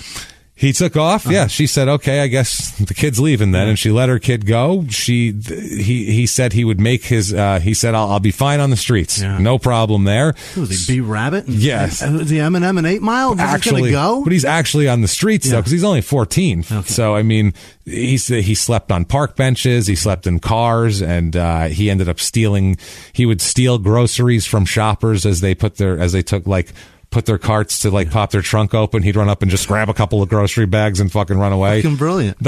Until you grab the one with the Clorox and the toilet cleaner, and you're like, what the fuck am I going to do with this? Damn it. Well, I'm going to be super clean. That's it. Otherwise, I don't know. He said, I don't even have a toilet. He said, my mother told me I would have to leave. I was 14 and I thought I was a big man. I said, no problem, and I left the house. I lived with a girlfriend for a while. I lived in a car with friends here and there. And then he says about his mother, and we'll circle back to his teenage years. He said a few years later, while he ends up doing time in jail, he sent his mother a Mother's Day card on Mother's Day, and he said he sent a single plastic flower or two or whatever, and he said that he called home and she started crying on the phone and said, what do you want? What do you want? And was complaining that he was running up the phone bill. Mm-hmm. So he said he sent her money to pay for the call, and then he hasn't talked to her since. She would never take his calls again, and that was that. He said that was 5 or 6 years ago. Because this is later. I have no idea where my mother or father are now. I guess I still have bitter feelings toward my mother. I accepted what she did. She's still my flesh and blood. Yeah. So not great is what's going on here. He's hanging out with junkies too. He's hanging out with heroin addicts on the street. So it's not great. But in 7th grade, right before he leaves his house, is when he first got in trouble with the law. It's about 12 years old. It was an auto theft, and he called it joyriding. Same thing. Same shit. When you're 12, it's joyriding. Because you're not going to sell it when you're 12. That's the thing. You're not going to part it out. No, you're going to fucking drive it around, hopefully not crash it, and then park it somewhere and run away. Yeah, you're not probably going to crash it. You're not going to part it out and fucking leave it stripped somewhere. That's not going to sell the catalytic converter somewhere. Yeah, somebody is in there. I got the catalytic. Oh, sweet, man. Awesome. No. Those are worth a lot. Those are worth a lot, unless they're both on meth also. Right. It's weird that just the act of doing meth makes you knowledgeable of which car parts are worth money. Isn't that strange? Just immediately. You just know the street value of everything. You know, catalytic converters are worth a lot of money, right? Yeah, I think they are. I don't even know what one is. I've never heard of it before. But Google where to pull that. Take the computer apart. It's not working right. It's not working right. Take it apart. It's slow. Right. It's doing the wheel. Just take it apart. When it does the wheel, you got to just pop the box and take everything out and put it back together again. And leave some of the pieces out, though, because I don't think they need all those. So, yeah, I don't trust Apple for a second. So he said it was an auto theft committed with a friend, and he said he was arrested pretty quickly. His parents were called and they never filed charges at that point. He said, quote, I think I was a good kid, but when you're thrown into a shark tank, you begin to act like a shark. I grew up fast. I ran with a bunch of people who were stealing. They used their money to buy drugs, but I was never into that. I just wanted to survive. So if you're a teenager on the streets, you're just, Jesus Christ. You gotta survive. He said that he tried drugs as a teenager because everybody did drugs, but he didn't like it at all. He said he didn't like the feeling that they gave him. He's above that. So instead, he just sniffed paint.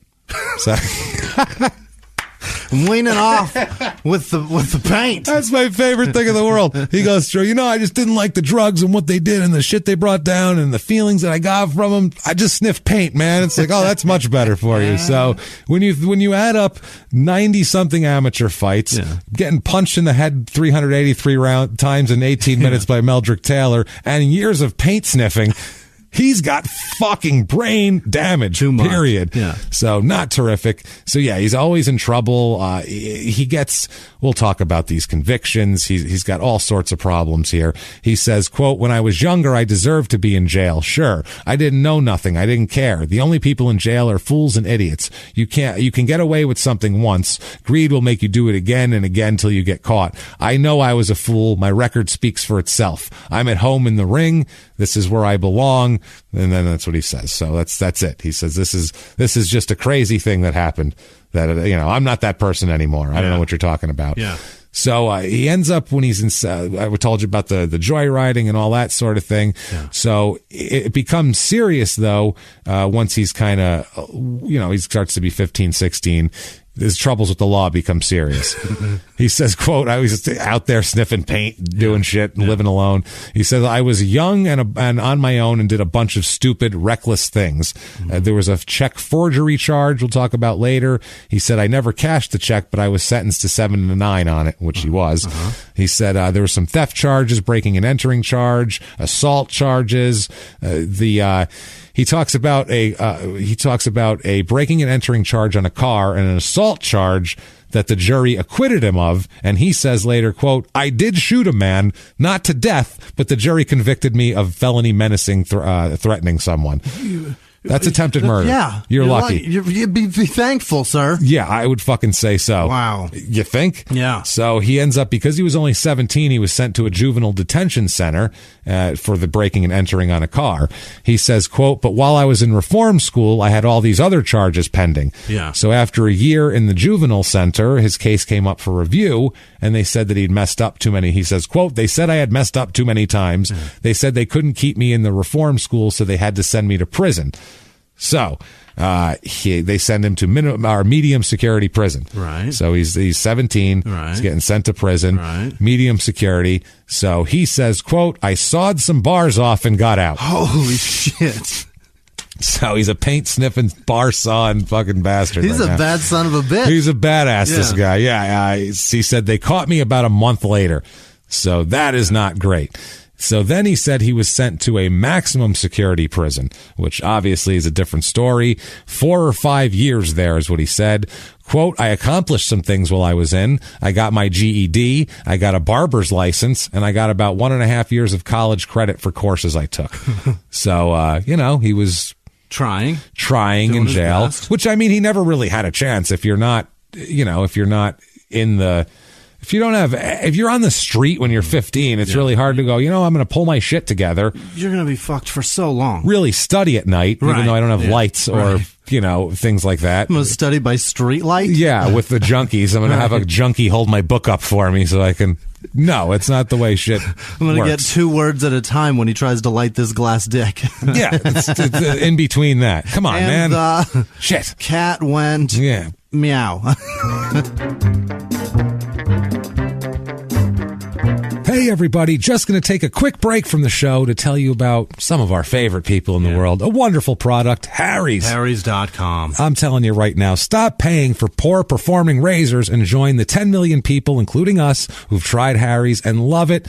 Our listeners now can claim a special offer by going to harrys.com/crimeinsports. We love Harry's. We've been using Harry's since we took them on as a sponsor a couple of years ago. Absolutely. And Harry's is fantastic. And you've said lifelong ingrown hair problem on your neck neck. All gone. Gone with Harry's. So good. And it's not just for men. Harry's is great for women. My wife uses them. My daughter uses the Harry's razors. They're fantastic razors for anybody who needs hair that should not be there to not be there. If you don't want it there, Harry's will get rid of it in a smooth, close, amazing way and cut out the middleman. That's what Harry's does. Harry's is able to offer quality, durable blades at a fair price, just $2 a blade. You can't beat that anywhere. And thanks to their 100% quality guarantee, if you don't love your shave, they'll give you a full refund. They're not trying to take anything from you here. They just want you to be happy with your razor.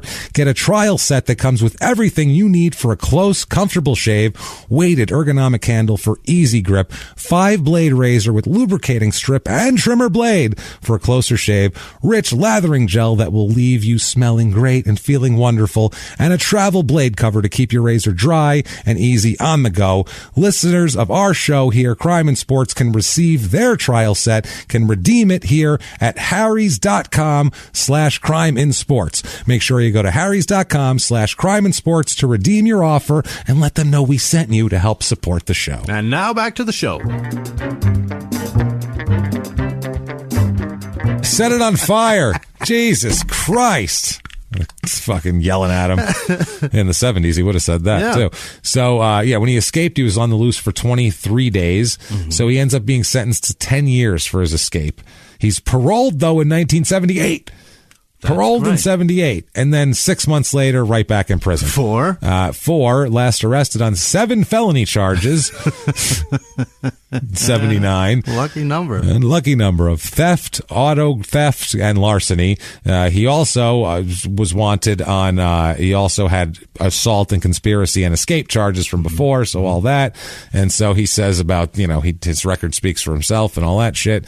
So he was a bit of a tearaway. Yeah. As I guess you'd call a teenage kid here at this point. But now he's in prison, and not in prison. He's escaping from minimum or medium security prison. Yeah. So once he's in maximum security prison here, he ends up being transferred after a while because he did all those things, right? And that earns him good time or whatever. So he's transferred to the work farm program in a minimum security prison, and he would be there for another couple year or maybe 2, and then he's let out. Okay. So it's the step into leaving. So he says about prison, quote, "I was quite young and prison is a rough place. I wanted to protect myself, so I learned how to box. Okay. I guess I just got good at it," which explains a fucking lot. Shit, yeah. It's either that or Christopher Walken taught him out of a book right. in the basement while they shopped for Dr. Pepper in their own personal Costco. What the fuck? It's fucking movie is crazy. So anyway, he says, quote, "When I was in the joint, I didn't want to be known as no sissy. There was a guy there named West Side Willie." That sounds like a character. That's I want to meet. Scary man. I want to meet West Side Willie. He snaps and shit. Oh yeah. And he encouraged me to start boxing. They had a boxing program there, and I did really well. I think I had 50 fights and lost 1. So he boxes in prison. Okay. That's his main amateur. But then again, here we're talking another 50 fights in prison in the 70s. So we're not talking top tier equipment, shit like that. We're talking worn down gloves. Yeah. Brain damage is what I'm getting at. Yeah. Brain damage. Right. Just more and more and more. Yeah. Not sniffing paint, instead getting punched in the head. Right. You've loosened up all those brain cells with the paint. Let me come in and knock them down. So he says he had lessons from 2 other former boxers who were Ron Lyle and D.C. Barker. And he said that other inmates fought against imported opponents is what they do. They get fighters from the U.S. Air Force Academy. And they wanted basically to use these prison guys as their sparring partners, because the U.S. Air Force Academy they have big boxing programs. Yeah. They're good boxers. They're going to come in and just beat up some untrained prisoners. I would not want to go fight a prisoner, though. Those people are fucking nuts. But if you're in a boxing ring there's you're trained and they're not, they're going to fuck you up. Period. It doesn't matter how mean you are if you're don't know how to not get hit. That's a good point. So boxing evens everything out if it's in a ring with gloves on. So none of the fights were sanctioned by any boxing organization. It was just a training thing, quote unquote, air quotes. He says, quote, "We were being used. Some of the guys played basketball and they brought teams in to play against us. Big teams, pretty good teams. I can't say anything bad about it, because look where it got me." But he was saying they were just using us as fodder, which for them though, it's better than sitting in a fucking cell or labor or working in the kitchen or. Hold on, this is how he learned how to fight? This is how he learned how to fight. Wow. In prison against Air Force Academy boxing. Against real fighters. So wow. That's why when he came in and worked for 2.5 hours, they were like, what the fuck? No doubt. There's a reason for that. He's been doing this. He's an experienced fighter. So, he ends up there. Somehow, by the way, when he got paroled for that little bit of time, that 6 months, he's boxing and getting paroled and escaping prison and going back to prison, being arrested 61 times. Yeah. Somehow in that 6-month period where he was paroled, he gets married. How does he have any time? That's what I mean. Where do you even find the time? Well, he married Julie, a woman named Julie, who was also, they were both 24 at the time. And apparently later on, she lives at her mother's house in Thornton, Colorado, I guess. Beautiful. And works in the construction cleanup business. Okay. And they said that they talked to her after he's captured, and she says it's conflicting emotions triggered by his capture. She says she will file for a divorce now. She says that she hasn't seen him since fucking he escaped from jail. We'll talk about how he did that. She says that she will file for a divorce. She says she admits she's angry and she has some bitterness over his decision to abandon her. She said that she's been even more. This is amazing. She said, it says, quote, Julie has been even more incensed by reports of the man who supposedly has turned his life around. She's not happy for him. She's mad he's not a fuck up. She said, this is awesome. This is such ex-wife. This is only an ex-wife would be mad at you for being successful. Yeah. That's the only person in the world. How fucking dare you? Yeah, that's who it is. Exactly. There's that's a good point. That there's not even an ex-girlfriend, or an ex-husband, ex-spouse is the only person who's angry at you. For the one directly before you. Though. Yeah. Oh yeah. That's the one. 2 before that, you don't care. They don't give a fuck. Yeah, you get married 3 times. The first one, first one you have fond memories of. I assume. No, that wasn't that bad. That divorce. The second one, she was a bitch. Let me tell you something, boy. She was terrible. She treated me shitty. But yeah, this is only an ex-spouse could be mad about this. So, wow. She characterizes her husband as a smooth manipulator with a darker side. This is a great quote. Quote, it makes me sick and angry that they put him on a pedestal. What about what he's done here? This is reality too. Just like, what about me? Yeah. What about me? He fucking left me here. Fuck him. So, they were only, in the 9 years they were married, they were only together 6 months that he was out of prison, and they're still legally married. He says he's tried to serve her divorce papers, but he couldn't find her. Got it. Which I think she was probably easier to find than he was. Because he hasn't seen her since shortly after he escaped from prison the second time from the work camp, the minimum security, as we'll talk about. He escapes from Cannon City on June 25th, 1982. While he's at the honor camp here, it's the last step before they're released. He's assigned to drive a water truck that sprinkles the dirt streets of the town, keeping the dust down. That's his thing here, which is that's a shit job. But I mean, it's better than prison, right? Better than sitting in a cell. You'd be out there whistling. Oh, forget it. Be donuts, arm up on the open window, just loving the fresh air. Absolutely. So one day he just drove to the outskirts of town like he's supposed to when he turns back, and just doesn't turn back. He just parks the truck. He didn't steal the truck. That's nice. Because it's a water truck. It's kind of distinctive. It's not going to go very fast. And they're going to just follow the trail of wet. So he parks the truck and hiked up through whatever to a nearby highway and hitchhiked. Really? And got the fuck out of there. In his prison gear. Somebody picked him up. In his prison gear, yeah. Wow. He says, quote, it was an honor camp where I was. They'd pick us up and take us downtown to work. I worked driving a truck, watering the streets. I had given them 7 years and I wanted to leave, so I left.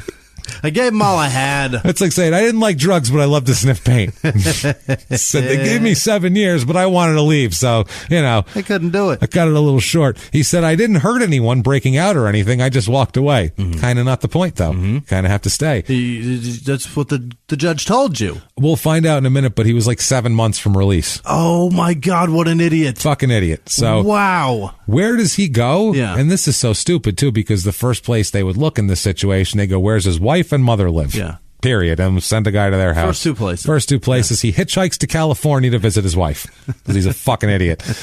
So she, though, doesn't hide him and end up getting caught that way. She says she didn't want to see him anymore. So he ends up going. He says he knew he had he had a cousin in Tampa, so he went there. And this other cousin said they didn't want anything to do with him. either. So he hitchhikes to California, then makes it all the way from California to Tampa as a wanted man. How do you do that? Well, in California, he found on the ground an ID card with the name Roberto Medina on it. Wow. And it kind of looked like him. So he's like, that's who I am. I'm Roberto Medina now. And he said from that moment forward, there was no more John Garcia. Unbelievable. He just said, that's not me anymore. Yeah. I'm this guy. Put that shit in his pocket and went to Florida. Can you imagine? That's how easy it was to be somebody else? Oh, Christ. Back then? Fuck yeah. Shit wasn't even laminated, for Christ's sake. It was just on a piece of paper with a picture stuck to it with glue. He's lucky it was still put together. Yeah, that's what I mean.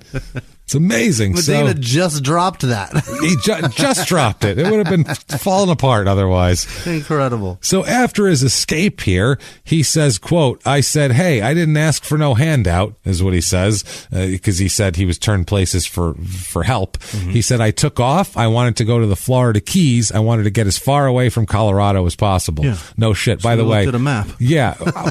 By the way, if he had won that last fight in the amateurs, guess where he would have had to go for the Olympic trials? Colorado Springs. I think he threw that fight. Yeah, because he can't go to Colorado. He can't go to Colorado Springs. He's not allowed. He wasn't going to go to Colorado Springs ever. He would have had to go there for the Olympic trials.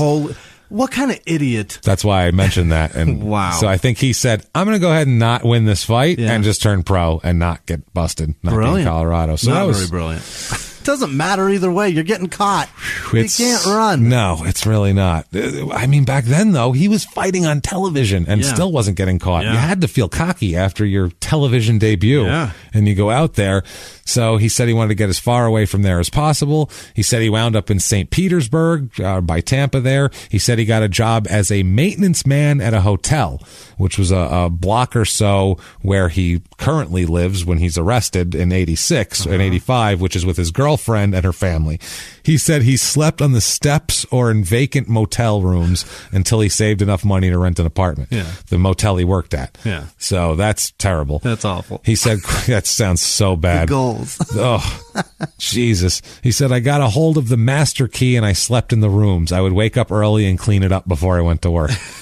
Which, I mean, fuck it. If the guy works there, give him something. If no one's staying there that night, who cares? Let him stay there. Do you have vacancy? Yeah, if he's cleaning it anyway, what's the difference? Let the fucking guy stay there. So he says about his whole trip, quote, from California, I hitchhiked to Florida because I knew a friend in Tampa, a meat cutter. He said I had to turn myself in, that it would go better for me if I did, but I couldn't stand it in prison and I didn't want to go back. So he, in Florida, this is amazing. Listen to this sentence. Keep in mind, escaped prison fugitive. Yeah. In Florida, he found work as a school janitor. Oh my God! What? So in Florida, this is what I mean. Back then, you could escape from prison. Yeah. Just escape. Pick up a fucking ID card off the ground from another state. Right. Hitchhike your way all the way to the other side of the country, and they let you around children. No problem. Can you hold a broom? Sure. Not just let you around. Sweep? They'd pay you to be around children. To be around the children. Unbelievable.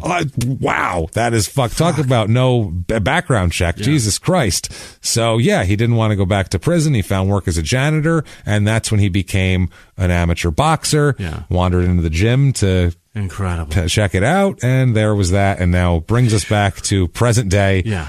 Of John Garcia / Roberto Medina. 1987? In prison, 86 now. He's in prison, or he's getting ready to go back to court now to face this whole thing. He lives in a nice little section of St. Petersburg. He has a girlfriend, Kathy, who's his girlfriend, and all this type of shit. He's got a whole life here.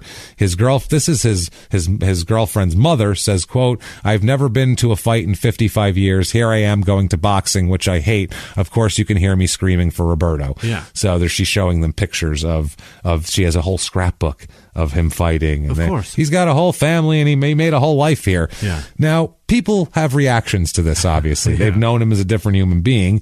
His manager, Mike Bloomberg here, said, quote, he was dumbfounded. He said he knew Roberto as a real friend, just like a son, is what he called him. And his manager also said, quote, it wasn't a Dillinger escape. He was like, come on. No, it was just a bumbling buffoon that just stopped the truck and kept walking. He just should have waited. Right. He said, I saw him hitting the bag, and I asked how come he hadn't turned pro, and he said because no one had asked him. I told him, I'm asking you, and we became the greatest of friends. I guess it was because we were such good friends that he couldn't tell me and put me in a position like that. I loved him, and I think he loved me. I think I had him to my house for Passover Seder, and he read the prayers with my grandchildren. He was like a member of the family. Yeah. So, yes. Now, his girlfriend here said that she knew that about this other girl knowing and all that sort of thing. But she said after he's been arrested, she said, quote, they're treating him real nice. I saw him last night, but today they said Saturday was the only visiting day. So they had been in a relationship for 8 months here, and when they were in a relationship for 8 months, he told her that he was a fugitive. Okay. So she knew about this. Yeah. She said, quote, it was hard to believe. Robert was always a gentleman, always soft-spoken. So he would, just kind of worked his way in as a handyman carpenter and all that sort of shit. Just made up a few details. Like, I'm from Fresno. I fought on the street and blah, blah, blah. And people are like, whatever. Good enough. Man, a few words. Man, a few words. Yeah. Who knows? Right. He said he lived in San Diego a little while, and then he got in a little trouble, and he left. And he said, she said, quote, I left it at that. I didn't pursue it. He said he got in a little trouble, and he escaped, and I said, whatever. He seems like a good guy. Yeah. Find you a girl like that. Ask more questions. Ask more questions. That girl she's not afraid of anything. She's ever that song from the 50s, if you want to be happy for the rest of your life, never make a pretty woman in your life. I'm just saying, I bet Kathy's not a looking. She can't not being a dick. Yeah. I'm just saying. She's got to just be a... That song is obviously silly and funny, but it's a matter of they're basically saying that they're not going to try as hard, a pretty woman, and that's how guys think, by the way. So women know that. The girl's not it's weird. So attractive will fucking earn it. Well, that's right. That's what they say in the 50s anyway. Exactly. That's what the 5 black guys in the 50s said. So literally, I don't fucking know. That's what it was. The guy named Jimmie Soul sang that song. And anyway. So, she said, I left it that. I didn't pursue it. Like, wow, that is real easy going. Yeah. So you're an escaped fugitive, huh? Right. So just Colorado, okay. Go to the movies later? What do you want for dinner? So now you're here? Great. So now you're here? Nice Excellent. to Perfect. see you. Here, want to hang out with my kids? Unbelievable. So she said that she knew the man as a gentleman and just a gentle guy who happened to be a boxer. Mm-hmm. He told her he served 7 years in prison, but was currently on a work release program. Yeah. And he said that, quote, she said, quote, one day he just walked out the door and never went back. So that's what she thought. He was in like a halfway house and he just kind of slipped away from the program. That kind of thing. She didn't know he was actually in physical custody. Medium fucking security. Yeah, just doing a prison job. Right. So he had no trouble with the law in Florida. And his girlfriend and his manager say that they think boxing helped straighten him out. Well, and hiding also. Yeah. His girlfriend said, quote, he loves it and he was good at it. The boxing gave him something to look forward to. It gave him respect. So not bad at all. So their next door neighbor talked about the relationship between him and his girlfriend. She said they treated each other really good. They never argued or anything, and they shared everything. So they said that they were downstairs of her, and she knew them that way.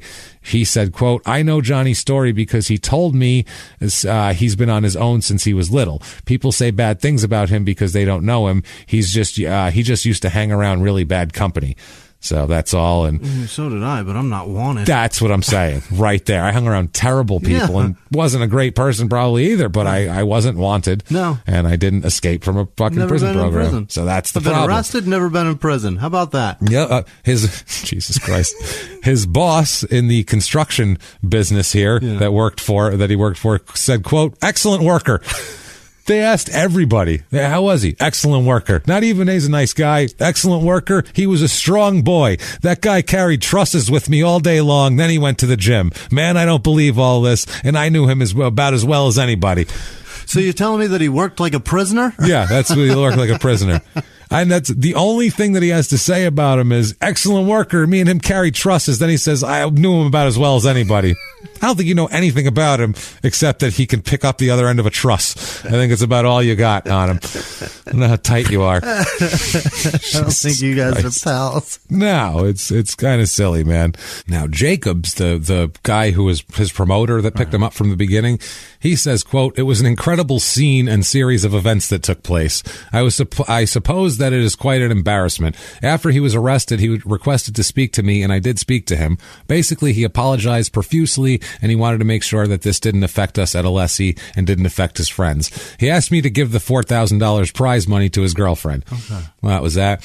He said, he kept apologizing and started to cry on my shoulder. He said he was in for 7 years and didn't want to go back, which is why he left originally. From the reaction I saw after the arrest, he seemed resigned to the fact that he had to go back. It seemed like a big burden off his back. And he said to me, "If you play, you must pay. I guess it's time for me to pay." He realizes that now. Jacobs, though, he said he was totally surprised to discover he was a different human being, as most people would be, and a fugitive. He said, quote, "He was a good person, a good boxer, and just a model citizen in the time frame that I knew him." He had to add that qualifier. "In all that time, he was always polite, yes sir, no sir, and very intelligent about his boxing career." So, yeah, they said that they have, him, the Virginia Athletic Association, all these people, they have the usual procedures were followed in identifying fighters. Jacob said, quote, "The precautions are that each fighter has to be licensed by the state of Florida before he can fight here.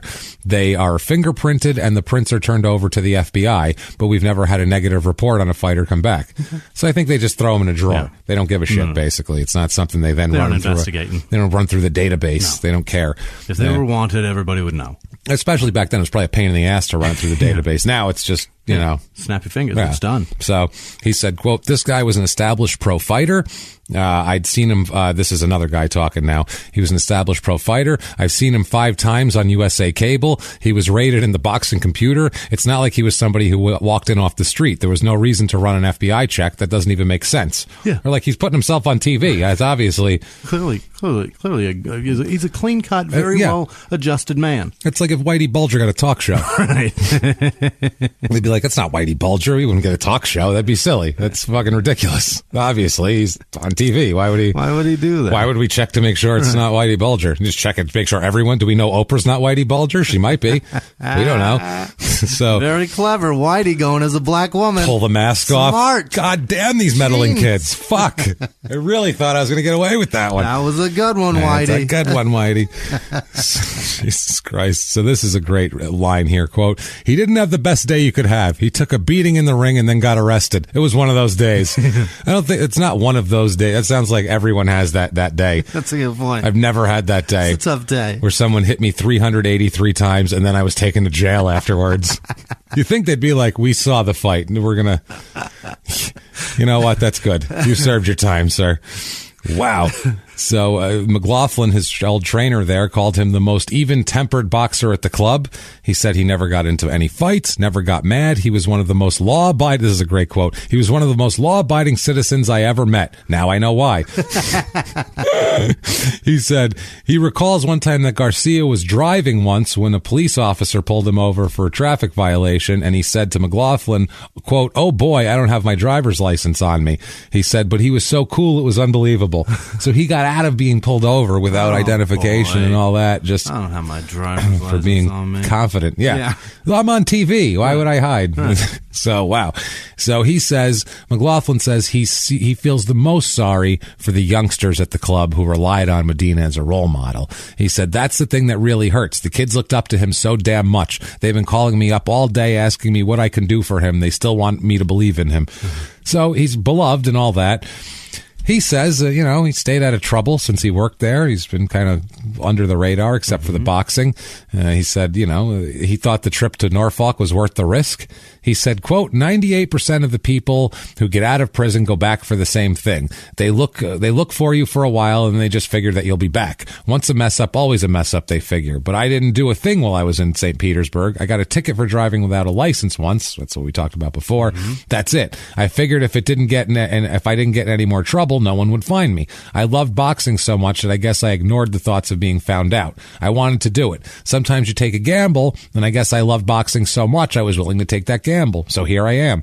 I'm sorry I disappointed some people, but I'm not sorry I went to Norfolk for that fight. We put on a hell of a show for the fans. I was hit 383 times.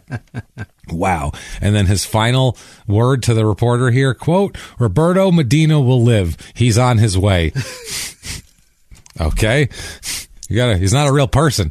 Or he is. Right. Just some guy who lost his ID in Roberto California. Medina he's living just fine. Yeah, it's John Garcia is the fucking problem here. So, yeah. After his arrest here, his lawyer in Denver they brought in all these character witnesses because he has a million of them now. Yeah, so sure. All sorts of people, and Box is saying that he's active in boxing clinics and he helps kids and he's big with troubled youth and he's fucking, he's a model citizen and you can't take him away from us and all this type of shit. Here, there's a judge here who says, yeah, but he also needs to, he escaped and he's serving sentences for forgery, burglary, conspiracy, and felony menacing, which is where he shot a man, not to death, as he says. Right. But, he was hit. So he did shoot him with bullets. So I'm going to say, you, sir, may fuck off. Yeah. You're going to go back for 5 years. Oh, no. You're getting sent here. He was 7 months shy. Yeah. He's getting 5 more. 5 more. But if he continues to earn credit for good time, he may be eligible for parole in 13 to 16 months. Okay. So that's not bad. Yep. That's not terrible. This is great. Judy Sutton, who's a fugitive coordinator with the Colorado Department of Corrections, said that he would be returned to Colorado by the end of the week. She said, quote, obviously we won't take him back in the honor camp. I would say. He's not welcome there? Not welcome to drive the fucking water truck anymore. So, yeah, they said after the things that he happened, there's violations of codes of discipline and escape charges, and he's going to be returned to the penitentiary in Cannon City. Yeah. So it's fucking crazy, though. Yeah, he's serving all of his time, and he had 7 months and 23 days left to serve before he was eligible for parole, which, who knows, with all those programs, he probably would have got. That's so easy. He was on his way there. Yeah, especially he wasn't even in prison. He was driving a fucking water truck. Right. People do that shit for a living. Right. Like on the outside. For like 20 years. Yeah, for like 40 years. So, I mean, you couldn't do it for another 7 months. It's better than prison. What a dick. So they're talking about what's he going to do when he gets out. He's 30 years old. He's, relatively a small boxing background compared to other guys that are 30 years old. He also had to have arthroscopic knee surgery on his knee right after he got caught there. And he says that he knows he doesn't have a lot of time left in boxing. He says, I just want to push it as hard as I can for 2 years and get wherever I can get. I know I can do other things. I'm a good carpenter. I can drive heavy equipment, lots of things, but I want to give boxing 2 years. I love the sport. Oh, yeah. How about let's figure out prison slow it down, first. Junior. Calm down. Somehow he is paroled in June of 86. Holy shit. So somehow he gets out before 13 to 16 months. Incredible. I don't know how he pulls this off, but he's out. And it's all legal. It's all legal. Okay. He's paroled, legal and clean. June 6th, 86. The moment he gets out of jail, he legally changes his name to Roberto Medina. Really? Legally changes his name. So now it's even stupider that he has John tattooed on his arm. He's got to somehow get a really good tattoo artist to turn that into Roberto, which is not going to be easy. Not impossible. Not impossible. Yeah. The O is there. Yeah. The guy's fucking set with that O. That J you could maybe turn into an R. If it's fancy, you could fancy it a bit. That H could turn the into a B. You can do that, and then the E and the N. If you made it, depends on if it's cursive. I was gonna say you could cursive it up. I don't know, man. You could possibly maybe if you did like some strong block letters of Roberto, you just cover the whole shit up. Fuck yeah, all black. All black, just fucking tough. So, August of 86, he's out of prison. Let the fluff pieces fucking begin. No way. Oh my God, are these people going to hate? By the way, this is not over. No. There's a shitload more to come. Oh my God. The worst is yet to come. Oh my God. And anyone who's writing fluff pieces now is going to kick themselves right in the ass later on. It's bad. So he gets out of prison. Let's do it in their own words. Yeah. Let's see what he thinks about getting out of prison, about all of his I mean, Jesus, he's got a lot stacked up. So in their own words, quote, "The other guy died the moment I left. Where I left, the other guy stayed. John Garcia stayed in prison. I'm not proud of anything I've done. I've been through a lot. I'm me now. I'm happy. I'm not two people. I'm not that other dude that's all been disposed of." In other words, quote, "I'm good now," is what he's saying, basically. That's the longest "I'm good now" I've ever heard in my life. Yeah. He said it 7 times in 7 different ways. Just "I'm good now" would have sufficed, and we all would have known who he was talking about. So he's set to make his comeback in September. So right away, a couple months out of prison. I guess he said he stayed in shape in prison.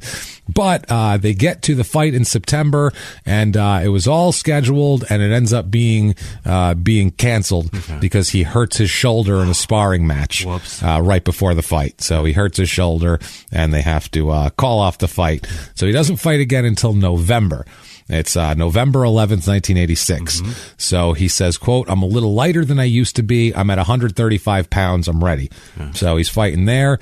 It's weird. In this article, they talk about him fighting a guy named John Wesley, but he never fights John Wesley. He fights some other guy. So I don't know if John Wesley had to cancel, and he just said, "Fuck it, give me whoever you got." Because the guy he gets is a complete tomato can. So anyway, he's supposed to fight John Wesley, who's a 4-6 fighter.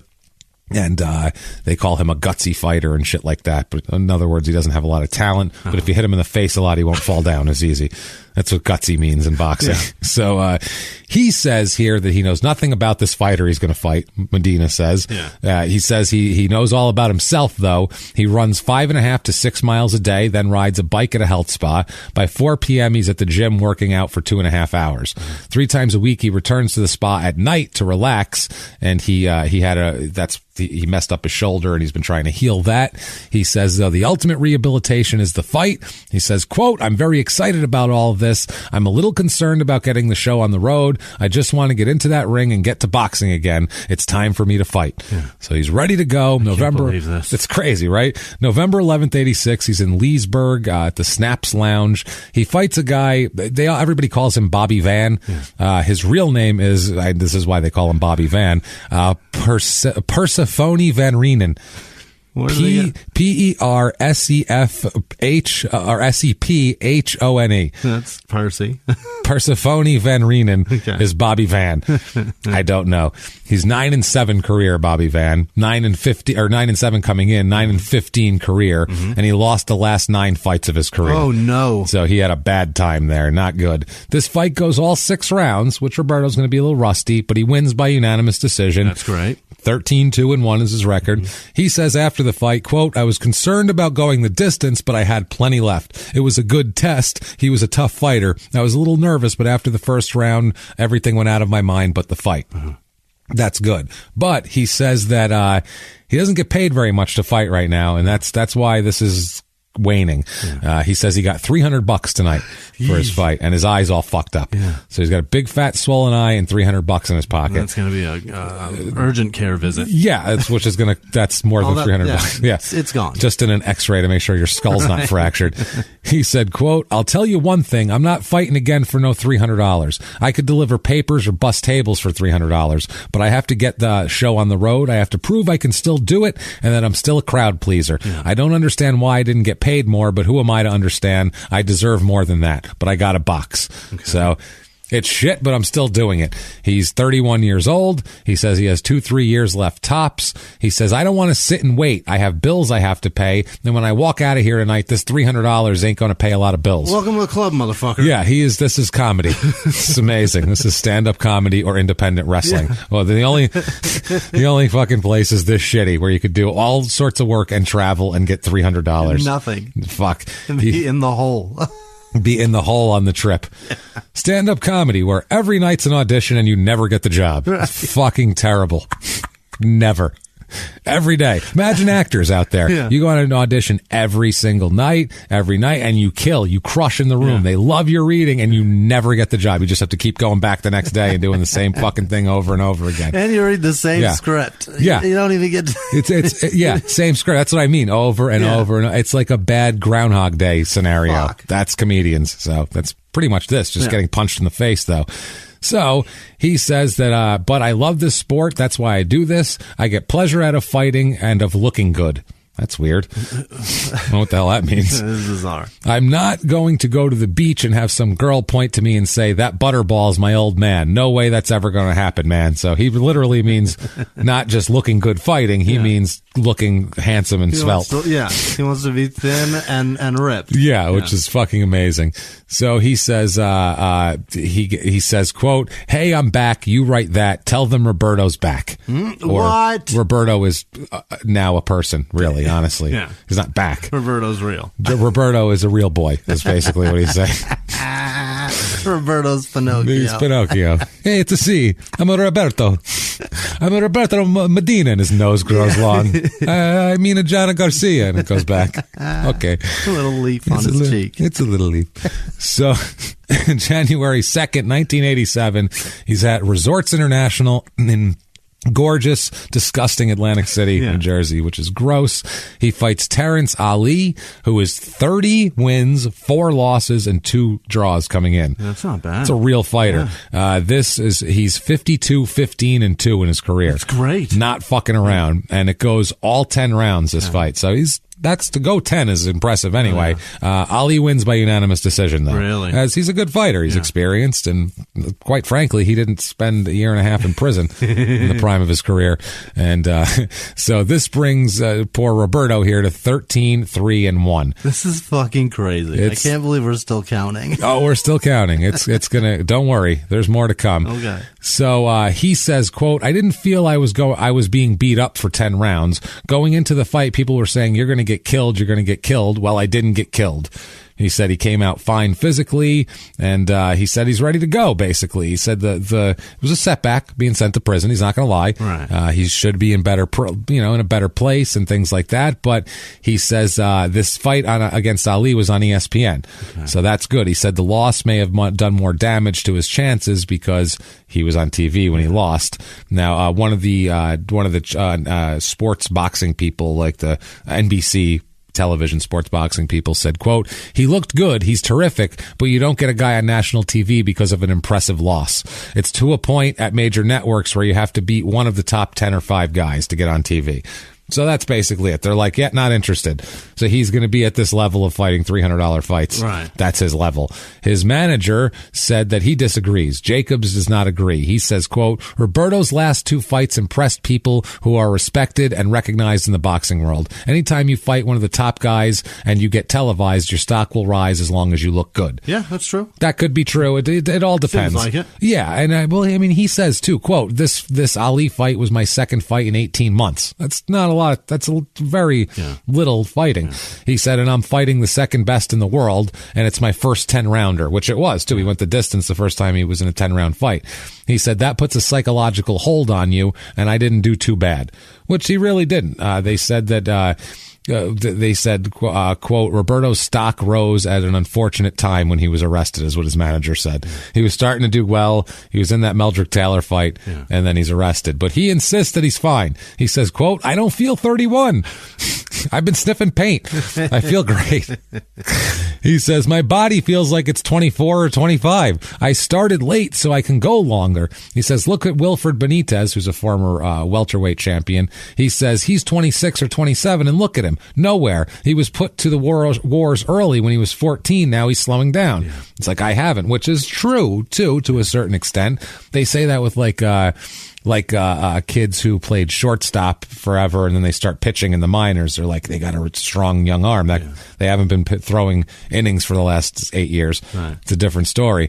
So they said that in addition to that, they said that there's not a lot of, basically they're not, he's in for a tough road ahead to try to be famous, but he's good now is what he's saying. He's fine and everything's fine.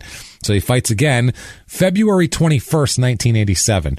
Keep this date in mind too. Keep the February 87 in mind. This is in San Juan, Puerto Rico. Yeah. So he goes there and he fights Angel Hernandez, who's a Puerto Rican too. So they threw fucking batteries at Roberto Medina, probably guaranteed, I would say. He's 21-0-2 coming in, this Hernandez here. Fighter. So no losses. And in his career, he's a lefty too, which is always a problem. In his career, Hernandez ends up 40 wins, 2 losses, 2 draws. Holy shit. So he will fuck you up, this guy. That's a badass guy.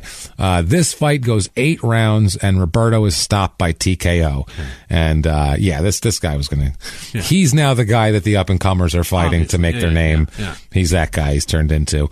So that is February 21st, 87. Couple months later, he's pulled over and arrested for drunk driving. Like a fucking idiot. Hey, guess what that is? A parole violation. Oh no, that's a fucking parole violation. He's sent back to prison for 4 fucking years. Wow. 4 years. He's got to go do the rest of his fucking sentence. Holy shit. Have fun. That's awesome. He did a year. Back in there.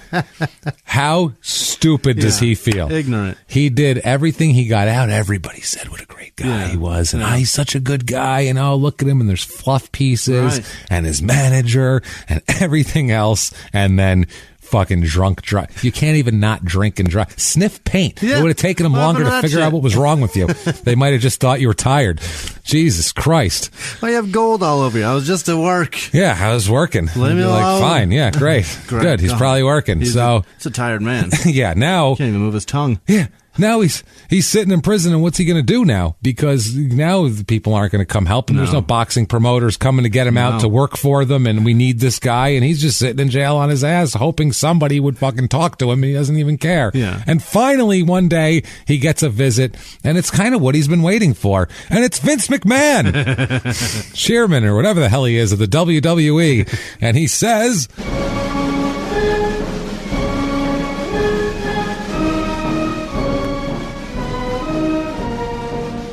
How is it you've come to arrive here? What the hell are you doing here? I employ people over the years who've done some stupid things. Don't get me wrong. Lots of stupid things, but this, now, I think we can redeem you, though. I know the boxing people can't get you out, but they're not Vince McMahon. No? They don't have the power of Vince McMahon. True. Listen, you already have, I've clotheslined the president. Do you understand that? I have video of I've clotheslined how many people, they've clotheslined me, whatever. It's happened, okay? Physical contact. You already have multiple names. Roberto, Juan, whatever your name is. So you don't mind disguises and things like that. You're 2 seconds away from just taking your shirt off for no reason. You're my kind of guy, Roberto. I'm telling you right now. I got it. We'll put you under a mask. Because you're the fugitive. Hell yeah. It's a secret. You're wanted. Plus, you're I think you're a Mexican or something. So, masks are good. Perfect. Put those That's your thing. People under a mask and jump around like a bean, and it's going to be beautiful. It's going to be huge. I have to go now. I have to work this idea out. By the way, they're all waiting in the car for me. I had to elbow Estevez out of the way. He wanted this one. And by the way, Dexter Manley says you're, quote, scrumptious, whatever that. Goodbye. I got poof. And in a poof of fucking wrestlers' careers, 1099s and denied health insurance claims. 1099s for independent contractors is my favorite thing ever. That poofed. Poof. Just a pile of them. So he stays in jail until 1991. He does every day drop of that shit. Every drop of that shit. Finally, he is released in 1991. Ready to box. Ready to go. He says, quote, I can't describe how good it feels. It's wonderful. Now I'm out for good. I've served my sentence. I'm not on parole. Nothing. Now I can get pulled over like everybody else and start from the beginning. I was starting from fucking a space away from jail to begin with.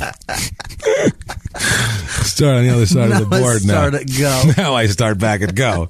So I was right next to that shit. So he's out.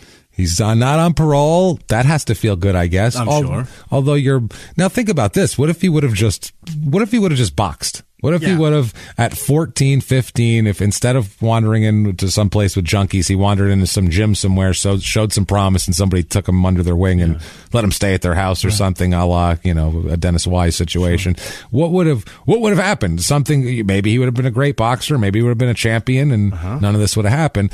But instead, in 1991, He is now, 36 years old. Yeah. And November 15th, 1991, 36 years old. And guess what he's doing? What? He's boxing. No way. He is boxing. Valley Sports Arena, Roanoke, Virginia.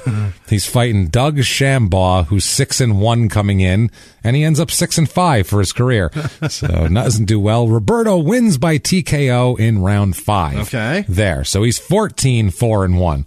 So this is coming along here. March 10th, 1992, he's in Philly fighting Frankie Mitchell, who is 27-1 coming in. Yeah, Roberto's not expected to win this fight, I would say. 27-1. And this fight, I remember seeing it in a bunch of the listings. It was on TV and shit. Really? Again, he ended up being 30 wins and 4 losses for his career, Mitchell. So pretty tough fighter. This fight goes 10 rounds of the 12 scheduled. It was a title fight. Mitchell's a champion here. And Roberto loses by TKO. Oh, no. So he goes 10. Yeah. Valiant effort, but he's older. He's 36, number one. It's too old for fighters. You shouldn't be. You don't have the same hand-eye and it's a matter of right now. Yeah, right now you're too late. That's the thing. No, too late. You get the two best fighters in the world. The difference between them is a fucking hair. Yeah. It's so small. It's such a sliver that a little bit of age and this much slower, you get your ass kicked. Difference of life and death. Exactly. That's what it is. It is. It's exactly what it is. It's the truth. So that's why you don't see 75-year-old NASCAR drivers right. Because, a little slower. Guess what you do? You end up fucking smashing into the wall and one of your wheels goes up and kills a spectator. Right. That's how it works. Fucking mess. And their necks are a little more fragile, Dale Earnhardt. Yeah, they crack and burst into flames, I hear, after they break. Jesus, that was cold. Sorry. Put a Roman candle in there. The man's spine was a Roman candle. Do you understand?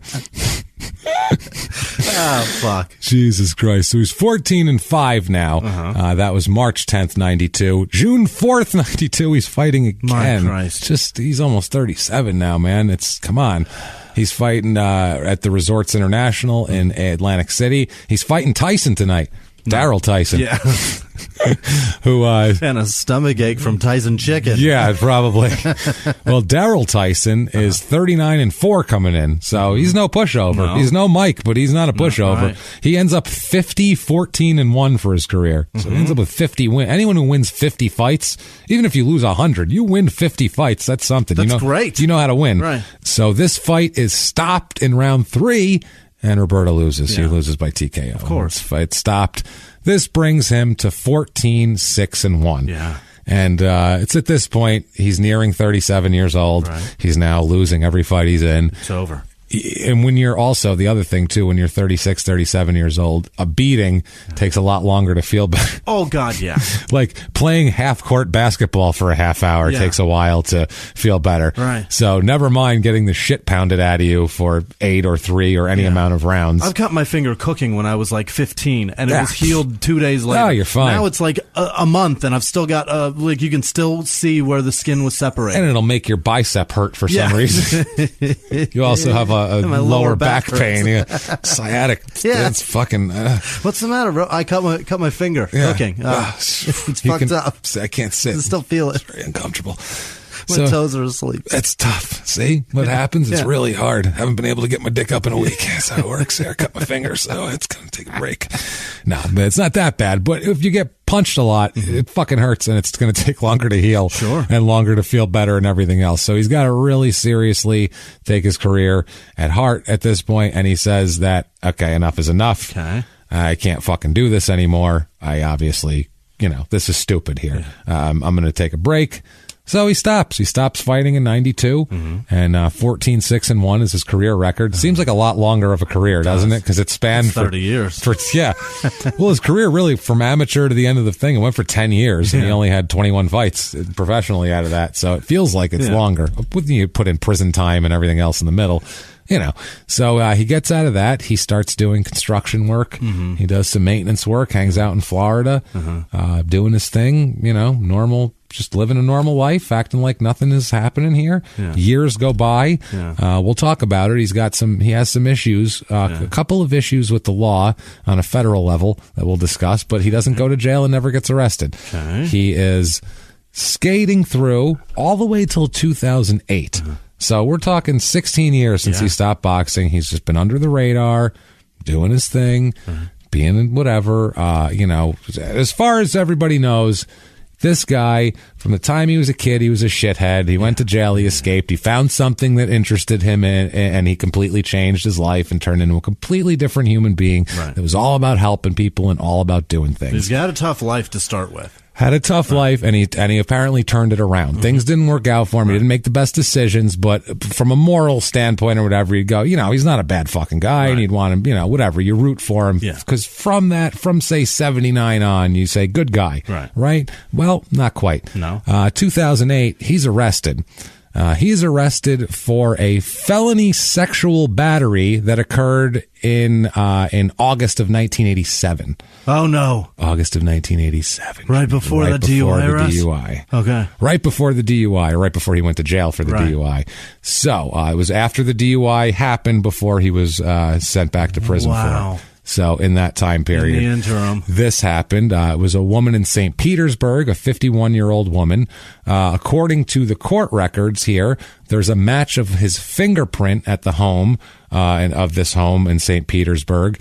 There was a 2009 deposition. This is fucking crazy. Florida cannot handle evidence for shit because I read a big long thing about how basically 90% of the hair evidence they've ever processed in that state is completely full of shit. The hair evidence? The hair evidence, they just ask the prosecutor because hair evidence is all opinion unless there's DNA involved. Unbelievable. If it's hair comparisons, it's just opinion. So it's like a lie detector. Right. You go, what do you want me to find? Right. Because I can say he's lying, or I could say it's inconclusive. Exactly. Or I can say that those hairs match, or I can go, they don't have similar qualities, whatever you want. And they said 94% of the time it was to the prosecutor's advantage, the way the lab worked out with hair samples. That's terrible. Well, with fingerprints, apparently they fucked them up a whole bunch. A lot of cases from the 80s got messed up later on, including this one.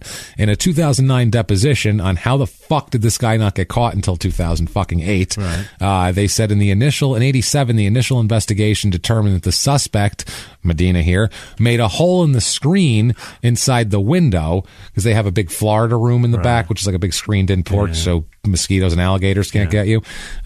So he cut the screen, moved a can of insect repellent, and reached and unlocked the door and got access to the utility room of the home. Then they said in 2007 they identified a latent fingerprint from the can of insect repellent that he moved as the right thumbprint of Roberto Juan Medina, which is his new name, and that came up his fucking fingerprints when they ran it through the system. Finally, then. Now, there was an issue with the fact that he, at first, the media reported a couple of wrong details about the thing, and that confused people, so there wasn't pressure. It was a weird thing what ended up happening, but these fingerprints got lost and didn't get processed properly. And a case from 1987, fingerprints weren't processed till 2007. Wow. So that tells you right there. That is so sad. That's a problem. Yeah. This was a break-in sexual battery of a woman in her own home. This should be investigated, I would say. You think so. That could happen again. Oh, by the way, other shit happened in that area. Really? Right at that time. No. Let's talk about it, shall we? Crimes, crimes we're going to talk about all occurred within a 4 square mile area. In 1987, a woman named Eleanor Swift was killed in her home in Seminole, which is about 7 miles from St. Petersburg, and also near the home of a woman named Opal Wheel, who is another woman who was murdered in her home. Suffocated with pillows. Strange thing, Opal Wheel had an interesting neighbor here. Lived directly across the street from who?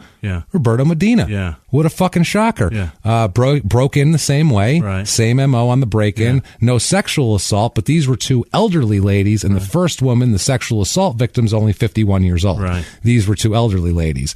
They were killed. They lived there. These happened on February 9th, 1987. Opal Wheel was murdered, and February 13th, 1987, Eleanor Swift was murdered. He had a match on January 2nd in Atlantic City, and then another match on the 21st of February in Puerto Rico. My Christ. He was there. Yeah. There's another detail. Yeah. I forgot about something pretty important. They were murdered within days of each other, both smothered with pillows from their own homes. Right. No sexual assault with those two. But the thing is, they suspected Medina from the start, and they especially suspected him once they caught him, because there's a little thing where all three victims have in common, his and these two. All three of them had their wedding rings stolen. Wow. And he had her wedding ring. He had his victim's wedding ring later on. So all three wedding rings were stolen. Same area. He lived across the street. What are the fucking odds, do you think, that a guy who will break into a woman's house and do that maybe broke in hoping that it was a different scenario or whatever, or even broke into this other woman's house and said later on and said, oh shit, she's not 85. She's young enough. I think I'm going to rape her first before I try to beat her up, and got away, but stole all their wedding rings. That's disgusting. Which is a certain piece. That's a thing. Now the police, upon his arrest in 2008, 100% to the point where they tell the press, that's our fucking guy for those two. Yeah. He's our guy. We can't prove it right now, but that's our fucking guy. Now, the problem is that now the woman he raped, and he had tried to strangle her, but she survived. Yeah. That was the difference. So he didn't just rape her and leave. He tried to kill her. The 51-year-old? The 51-year-old. He tried to murder her. He left her for dead. Wow. Tried to strangle her. She passed out. Oh, God, that's so horrible. He thought she was dead, and he left. And that was that, because he had killed the other two women with pillows, which it's easier to kill an 80-something-year-old woman than it is to kill a 51-year-old. They're pretty strong still. A little more frail. Maybe not strong enough to box, but strong. So now the 87 murders, they are linked by the police. Neither victim was sexually assaulted. They were both 1987. 1987. I say 1887? No, there wasn't 87 murders. I just wanted to clarify that. There's 87 murders. Wedding rings were taken from all of them. The suspect in all cases was a Hispanic or Latino male. Jesus Christ, this is fucking crazy. Yeah. So the first two victims' rings were never found. Yeah. And the police think that not only is he good for these two, but they said if he did these two, he didn't stop there. No. Let's look at other cases, because this is a serial killer. Right here, this is what a serial killer does, and let's look at this, see where it's spread out. So it's pretty fucking interesting. So he had, like I said, the wedding rings were taken. I guess apparently there's a lot of elderly women in Florida, more than your average. So more than your average get murdered. So it's kind of hard to. Plus, they're easy pickings. Yeah. Old ladies are easy fucking pickings for criminals. Yeah. You want to roll somebody. For anybody. Hey, guess what? My great-grandmother, which we talked about on Small Town Murder, lived in Tampa, and this was 1990. She was murdered in her house just like this. Same thing. Was tied up and had her throat cut and was robbed. Same shit. So, I mean, this was very common back then. This is like the chosen way to get money if you're a crackhead. You just rob old people. So it's pretty crazy. Now, there's a detective from the Pinellas Cold Case Homicide Unit that says, quote, you have to be a pretty sick individual to do something like this. There's no question about that. In the most obvious statement ever fucking made. So pretty much got to be depraved and horrible. Yeah, you got to be a pretty bad guy. Yeah. I'm gonna go out on a limb. Not a nice person. So it's crazy. Probably not a very law-abiding American. Yeah, I'm gonna go ahead and say not a law-abiding American. I'm gonna say he's not the guy who's gonna offer to bring burgers for the barbecue. That's not this guy. He's just not. He'll eat your burgers. Yeah, and he might rape a couple of them, but he's definitely not gonna bring them himself. So the detective said that each one of the ladies lived alone. They were previously married. They had a lot of, whatever. The similarities between the two elderly women are exactly alike. They had the exact same type of house. That was the thing. Wow. Their houses were the exact same design. This certain 1960s style house from around there that had the concrete block with the Florida room in the back. Sure. It was a standard kind of build, and so that was kind of, he knew all of those three women had the same style house, the same floor plan. So that's what he was looking at. They were suffocated and strangled, these women. So the strangling goes with his strangle of the other women, and their bodies were found still in their pajamas, which is fucking crazy, and they happened very close together. So they said the wedding bands, a police officer here, the detective says, quote, it's probably a trophy, not too much value to it, not a high-end ring like that. Robbery was not the motive. It's some kind of trophy. Jesus. which is obviously the fact here. That's the most terrible thing to say about an old woman murder. Yeah, it's a trophy. So the wedding ring was a trophy of this. Yeah, something she got and this was in 1987. That wedding ring, she probably got it in the 20s. Right, literally. Like it's fucking it's crazy. Very small. It's a band. It's a band. Yeah, it's just a gold band. Now, in each case, they said the killer came through the back door, grabbed a pillow from the living room to use as a murder weapon.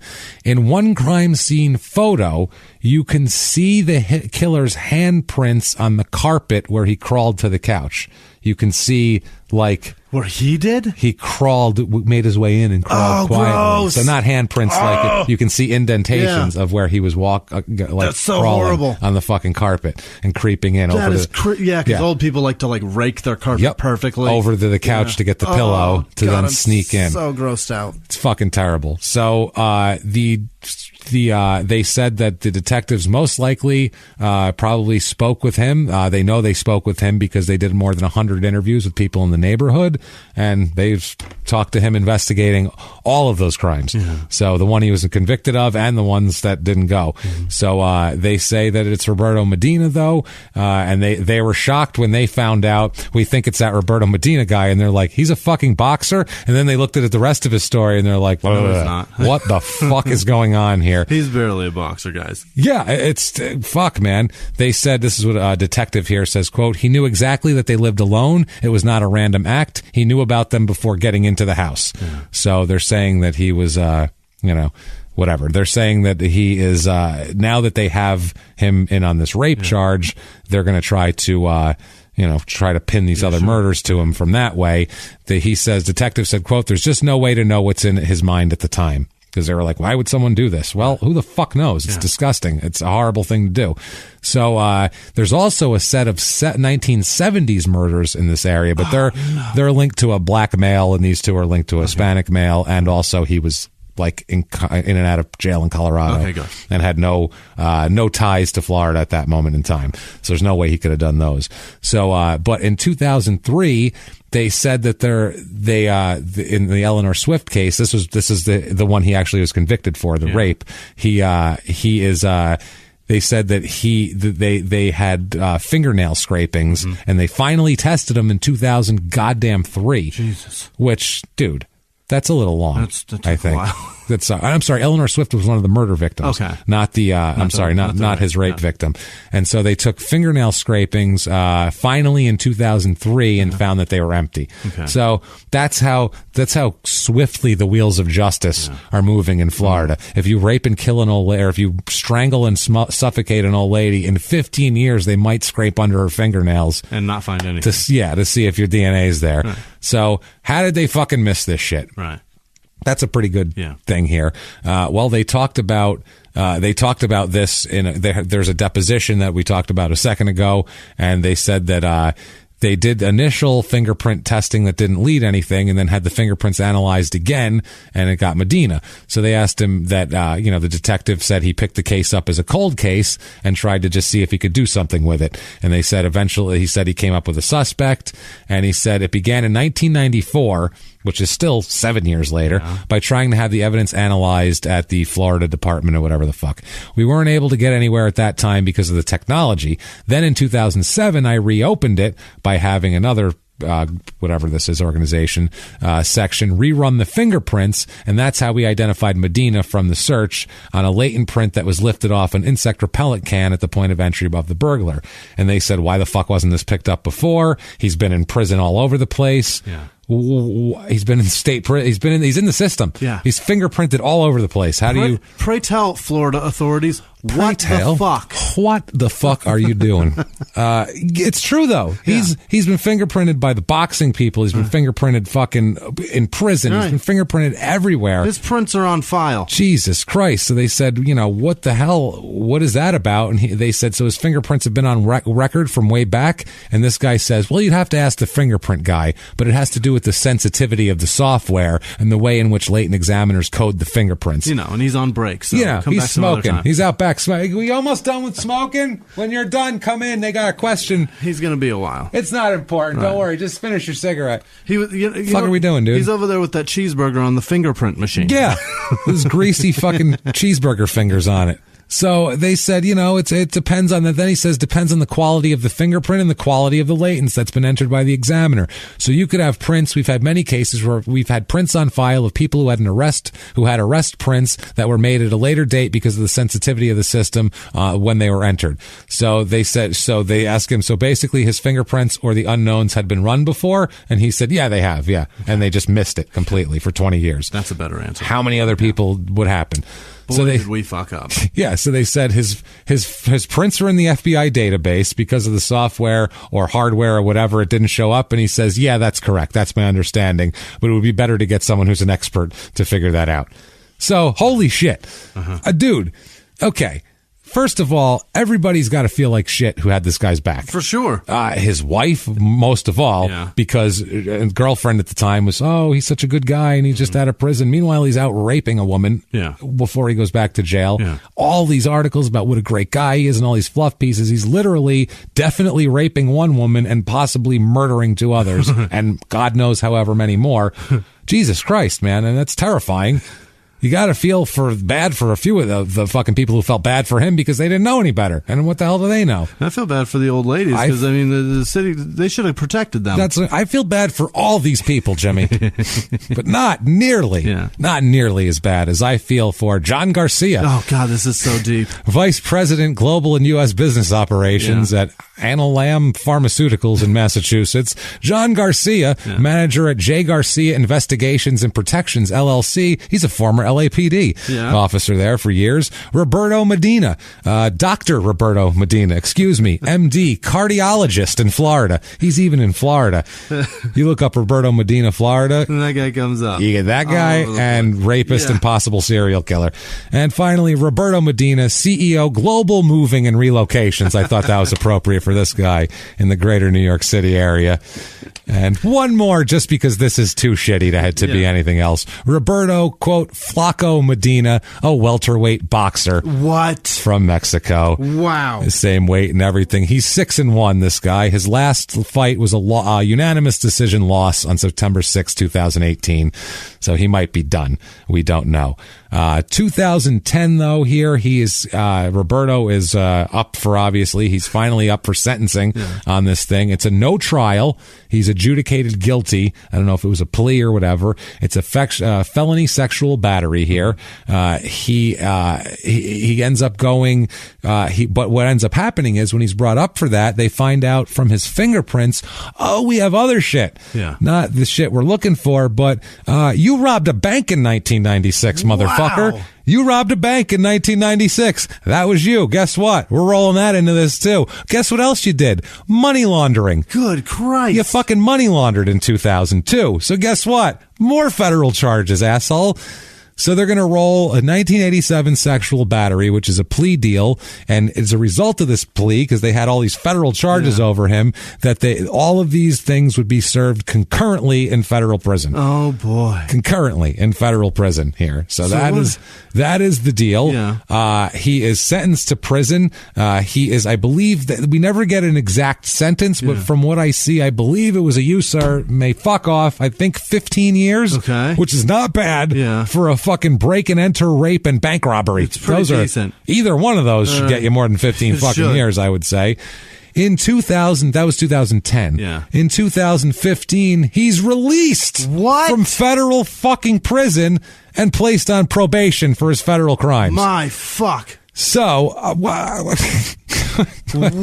So, don't worry. July 20th, 2016, he's booked into the Pinellas County Jail by the U.S. Marshals, United States Marshals, to put on a hold. They just want to know where the fuck he is. Yeah. There's something cooking with this guy. Okay. He's put on hold and released. Okay. So they literally bring him in. He is projected release date none. He was released at 8 a.m. on August 20th, 2016. So he was released the day he was brought. Oh no, they kept him for a month. They brought him in on July 20th at 5:39 p.m. and he was released on August 20th at 8 o'clock a.m. Okay. So they kept him a month for just a hold is all they would call it. Yep. Constitutional hold. something. Just whatever they're allowed to hold him for. Yeah, I think it was some kind of, I don't know what it was, because he's on probation, so they can, and it's for federal crime, so they can come yank him at any time for really anything, just to say they're investigating him, right? Whatever they want to do. Now, according to some websites I found here and that I had to pay for, Medina here, he was supposed to appear in Tampa federal court in 2016. Right after that, there is the criminal docket. They're charging him with probation violation, and he is there's a sex offender registration here that he is on. I found his sex offender registration page. Yeah, let's look at all of his fucking aliases quick, shall we? What? He's got a bunch of them, because he's a money laundering, bank robbing, woman raping, fucking you name it, prison escaping asshole. John Edward Garcia, John Garcia, Roberto J. Medina, Edward John Martinez, Roberto Medina, John Sornin. I don't know where he pulled that one out of his ass from. John Sornin, that sounds not made up, right? Sornin, that sounds like a real name. Sounds real Spanish. They said like Sornin.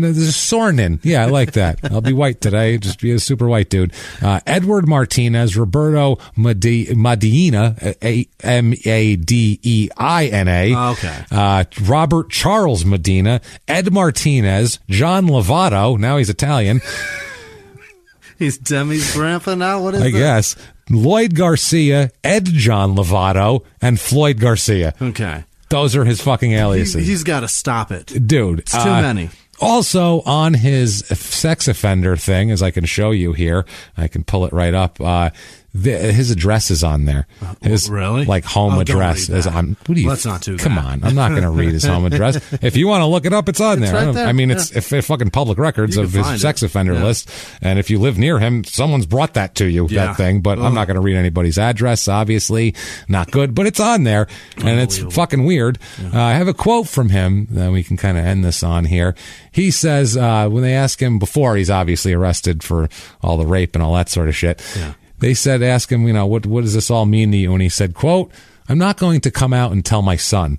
What I did is nothing to be proud of. Some people come out of the prison system and make something of themselves. I think I'm one of them, but that doesn't make me proud of what I did. I'm sure my son will find out eventually, and if he asked me, I'll tell him I made a few mistakes and I paid for him." Well, don't you worry, John, Robert, whoever the fuck you are, we'll tell him right now. We got this covered.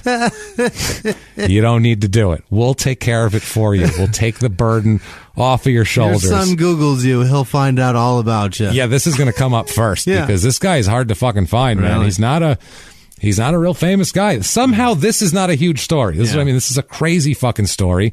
Can't get enough. Yeah. Well, like I said, his address is on the sex offender registry. So if you hang out by his house long enough, maybe he'll rape you. Enjoy. I don't know what to tell you. Other than that, I can't really help you with much else. If you look on YouTube, there's some of his fights, and who the hell cares? Fuck this guy. But that is Roberto Medina, a.k.a. Juan/John Garcia. He lives, man. Oh, and he dies, and he kills, and he fucking rapes, and he does everything else. So, well, we don't know if he kills, but he definitely rapes. Yeah. So that is that story. Is that one of the craziest fucking stories we've ever encountered? Yeah. Like, I couldn't believe this shit. Because I was into it.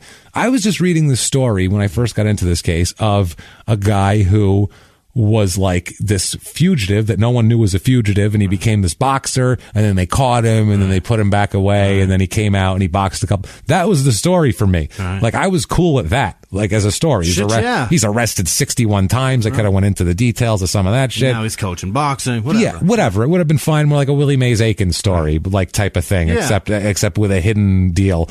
And then I see then it adds a whole new layer when I see he's arrested for cold case fucking rapes. What a gross and added part to it. Possible serial murder of elderly women. He stole the wedding ring. So this is fucking insane. God damn it. It's fucking insane. One thing I will say, and this has been brought up and dismissed. In 1997, his prints, Roberto's prints, were in a group of prints that were processed in trying to match them to those two murder cases. Okay. Nothing came up in 97, but nothing came up on the prints of the case he got busted for then either, because they didn't have the technology yet. So that's what they're saying. There's a lot of people out there, if you look on a message board where they go deep, there's people saying this is bullshit. He was ruled out as a suspect in 97 when his prints didn't match up, but that doesn't fucking matter because in 97 they didn't know how to fucking match prints up. They ran his prints several times and didn't catch it till 2007. So, you know what I mean? It's fucking crazy. We don't know what happened, and people are out there. Sleep tight is what I'm saying, basically. That's that. Lock your doors. Lock your doors. I don't know. Close up your screens. Yeah. If you live in Florida, move. I don't know what to tell you. Oh boy. But yeah, he's out on the street as we speak right now. Who the fuck knows what's going on? So that's that. Wow. If you like that show, I don't know how you wouldn't, because that's a crazy fucking story. Please get on iTunes and tell us about it. Apple Podcasts, the purple icon. Give us 5 stars. Doesn't matter what you say. Say you're following instructions, following directions. It just helps drive us up the charts. It's really good for business. Yeah. And if you want to help the show, that's a great way to do it right there. Also, go to shutupandgivememurder.com. Yeah. Go there. Get all of your crime and sports needs. We have T-shirts and anything you could want. We have, basically. And if they don't have it on there, it's not because we don't want to make it. It's because the site that we use doesn't make that shit. So that's not our fault. But everything is on there. Check it out. All sorts of cool stuff, but especially tickets to come see us live shows, live small town murders all over the country. Get your tickets right now. I'm especially looking at you, Ohio, Cleveland, Columbus. Yeah. Those are kind of front end of the tour. Get those tickets. Orlando, Tampa. Those are going fast. The first ones, fucking let's knock those out. Yeah, let's knock it out. I want you to get them because they're going to be gone soon. And I got to tell you guys, Minneapolis, you fucking watch out because that place sells fast. It's a big theater and it's almost gone. Chicago Get your too. tickets. That's in December. That's in December. Right. And Milwaukee too is another one. It's almost gone, and it's in December. So get your tickets now. I know that's ridiculous to buy shit 6 months in advance, but that's what's got to happen. But fuck, we're pretty happy about it. Thank you guys for buying tickets 6 months in advance. Is what we're saying. Thank you so much for doing that. Do all of that. If you want to follow us on social media, very easy to do that. Yeah. We're at Crime and Sports on Twitter and Facebook, at Small Town Murder on Instagram.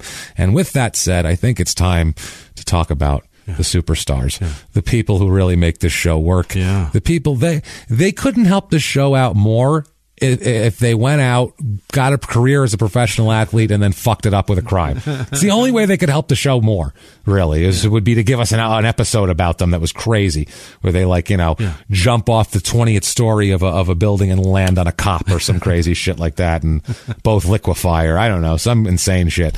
But other than that, these people are our favorite people, our producers. So Jimmie, please, please, please hit me like an overhand right with that list. This week's executive producers are Silky Jensen, Brian Bergman, Avasa Braith, Justin Miller, Jordan Bennett, Aaron Reisler, Bobby Brober, I think it's Brober, and Shell Luttrell. Thank you guys so much for everything. We really, really appreciate it. Someone named Silky sent us money? Silky, or Silk. That's awesome. Silky. That sounds like a Dave Chappelle character on the Chappelle Show. I like it I'm Silky Jensen. This week we also have Nico Oostenweisen. I'll give you credit for just getting that out without stuttering. I think so. And then he had a new baby with his girlfriend Kimberly. Congratulations. Congrats assholes.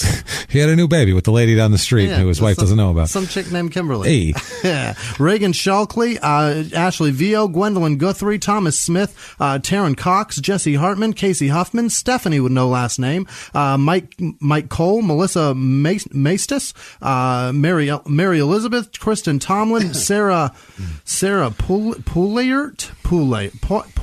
Hey. And maybe. Luckyfoot Geckos, Liz Vasquez, happy birthday. Happy birthday. Chelsea Morgan, Brian Price, Margaret Murphy, Jude Kendall, Nick Smith, Scott McDonald in France. He's coming to the Chicago show. Awesome. Olivia Palermo Davis, Bethany Lamke, Cody Leversey, Shanna Bowden, Mariella Rosas, Robert Phelan, D. Hall, Peyton Meadows, Allison Davis, Jay Ringold. Thanks, Jay. Hey, Jay Ringold. Love you, brother. Stephanie Igoa, Noah, Caitlin Dotson, Richard Wenzel, Rachel Stora, Corey Knight. Happy birthday from Mama Wright, because she has like 19 names. I'm sorry. Thank you. It's tough. Daniel, I'm not going to try to pronounce. And they're like Magdalena, and then it gets harder.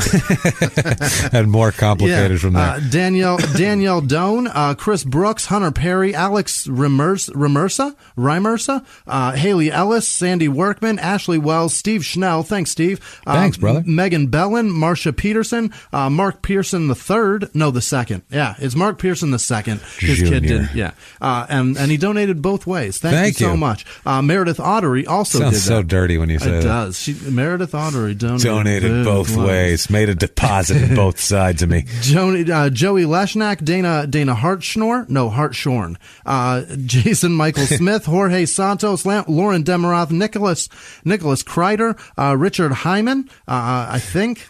That's a tough one. You hope? After you said it? Yeah. Whitney Gregory, William Towns, Adrian Thomas. Thanks. She's the one up in San Francisco. Oh, Adrian. thanks. Amanda McConnell, Christopher Swenson, Benjamin Glover, Chelsea Morgan, Dustin Iakovisa. Yes, nice. Iacovc. Jolene Manapsolakin. I think. Sure. Tyler Gwill, Blythe Severa, Emily Friedman, Allison Morris, Terry Thomas. God damn it. Fucking Jimmie. Rebecca Segal, Allison Speltz. Yes. Sarah Darby, JT Ballum, Samantha Greisel, Melanie Gilbert, Randy with no last name, Lisa Lundo Stronder, yes, Strowander, Natalie Elrod, Jill Aspermonte, I think, yeah. Spamonti. Yes, Brianna Stanley, Luis Reyes, Ben Scranage, Brittany Burkett, Megan Giesbrecht, Sean Bakley. Megan Greasebreast. Yep. If you were like an 80s. Megan Greasy Breast. Yeah, if you were like in a Conan the Destroyer movie in like 1979, Megan Greasebreast in. Laura Zeems, Anne with no last name, Tamara Hemsworth, Natalie Heverin, Kayla Ginn Boatwright, Sam Neuendorf, Philip Van Steenberg, Jimmy Desodals. What is that? Is that somebody making fun of me? Jimmie the Battling Bull. Yeah. Deborah Swinsky, Auntie Kika. Okay. Yes. Maria. No, it's just Marie. With no. God damn it. I'm really petering out. NJ Finch. It's dying fast. Amber Smith. Fifi McTaben in Arizona. And Bitchface Killer 666. At the B-Side Tavern in Portland, thank you. Aubrey Schultz, Katie Springer, Cheryl Guamansdoder, I think. Nice. Jess McDonald and her sister Maylee, who just graduated. Thank you. Congratulations. Terry Retke and Tony DiMartino. I think I said him once before, but thank you guys so much. And then, look, mental health is a very important thing to me, and so is depression. And one of our listeners gave in. So Matthew Thomas Black, I wish you didn't. Yeah, that's horrible. It's terrible. But thank you guys so much for everything you do. Thank you, everybody. It's real. From the bottom of our hearts, man. We just appreciate you guys so much. And really, everything you do for us, we can't get enough of, we can't get enough of doing the show, and we just like that you like it. And We're dead goddamn serious. We are. When you guys like the show, that makes us feel so good, and it makes us want to do better shows and better shows and better shows. Quick reminder, program note, no show next week. Right. Week after, we'll be back with a doozy. Don't you worry about that. Jimmie, why don't you tell these fine people where they can find you if they want to hunt you down like a fugitive? You can find me at Whisman Sucks, WHISMAN Sucks on Twitter, Instagram, and Snapchat, and I do appreciate all the words that you guys say. Thank you. Where can they find you? You can find me at Jimmie P is Funny, or you can just copy and paste my last name from the show description and try to find me that way. It's probably easier than trying to spell it yourself. It really is. Do that. Follow us and keep coming back and seeing us every damn week because we're having a ball, except for next week. Then just listen to Small Town Murder. Right. There you go. Crime and Sports, people. If you've never listened to Small Town Murder, listen to it next week while we're gone with Crime and Sports, and you'll be hooked. I guarantee it, because it's just like this, except with no sports stats. Right. It's just this without stats. Yeah. So same thing. Do that. And honestly, everybody, thank you for everything. We can't thank you guys enough. Live from the Crime and Sports studios. We will see you next week. Bye.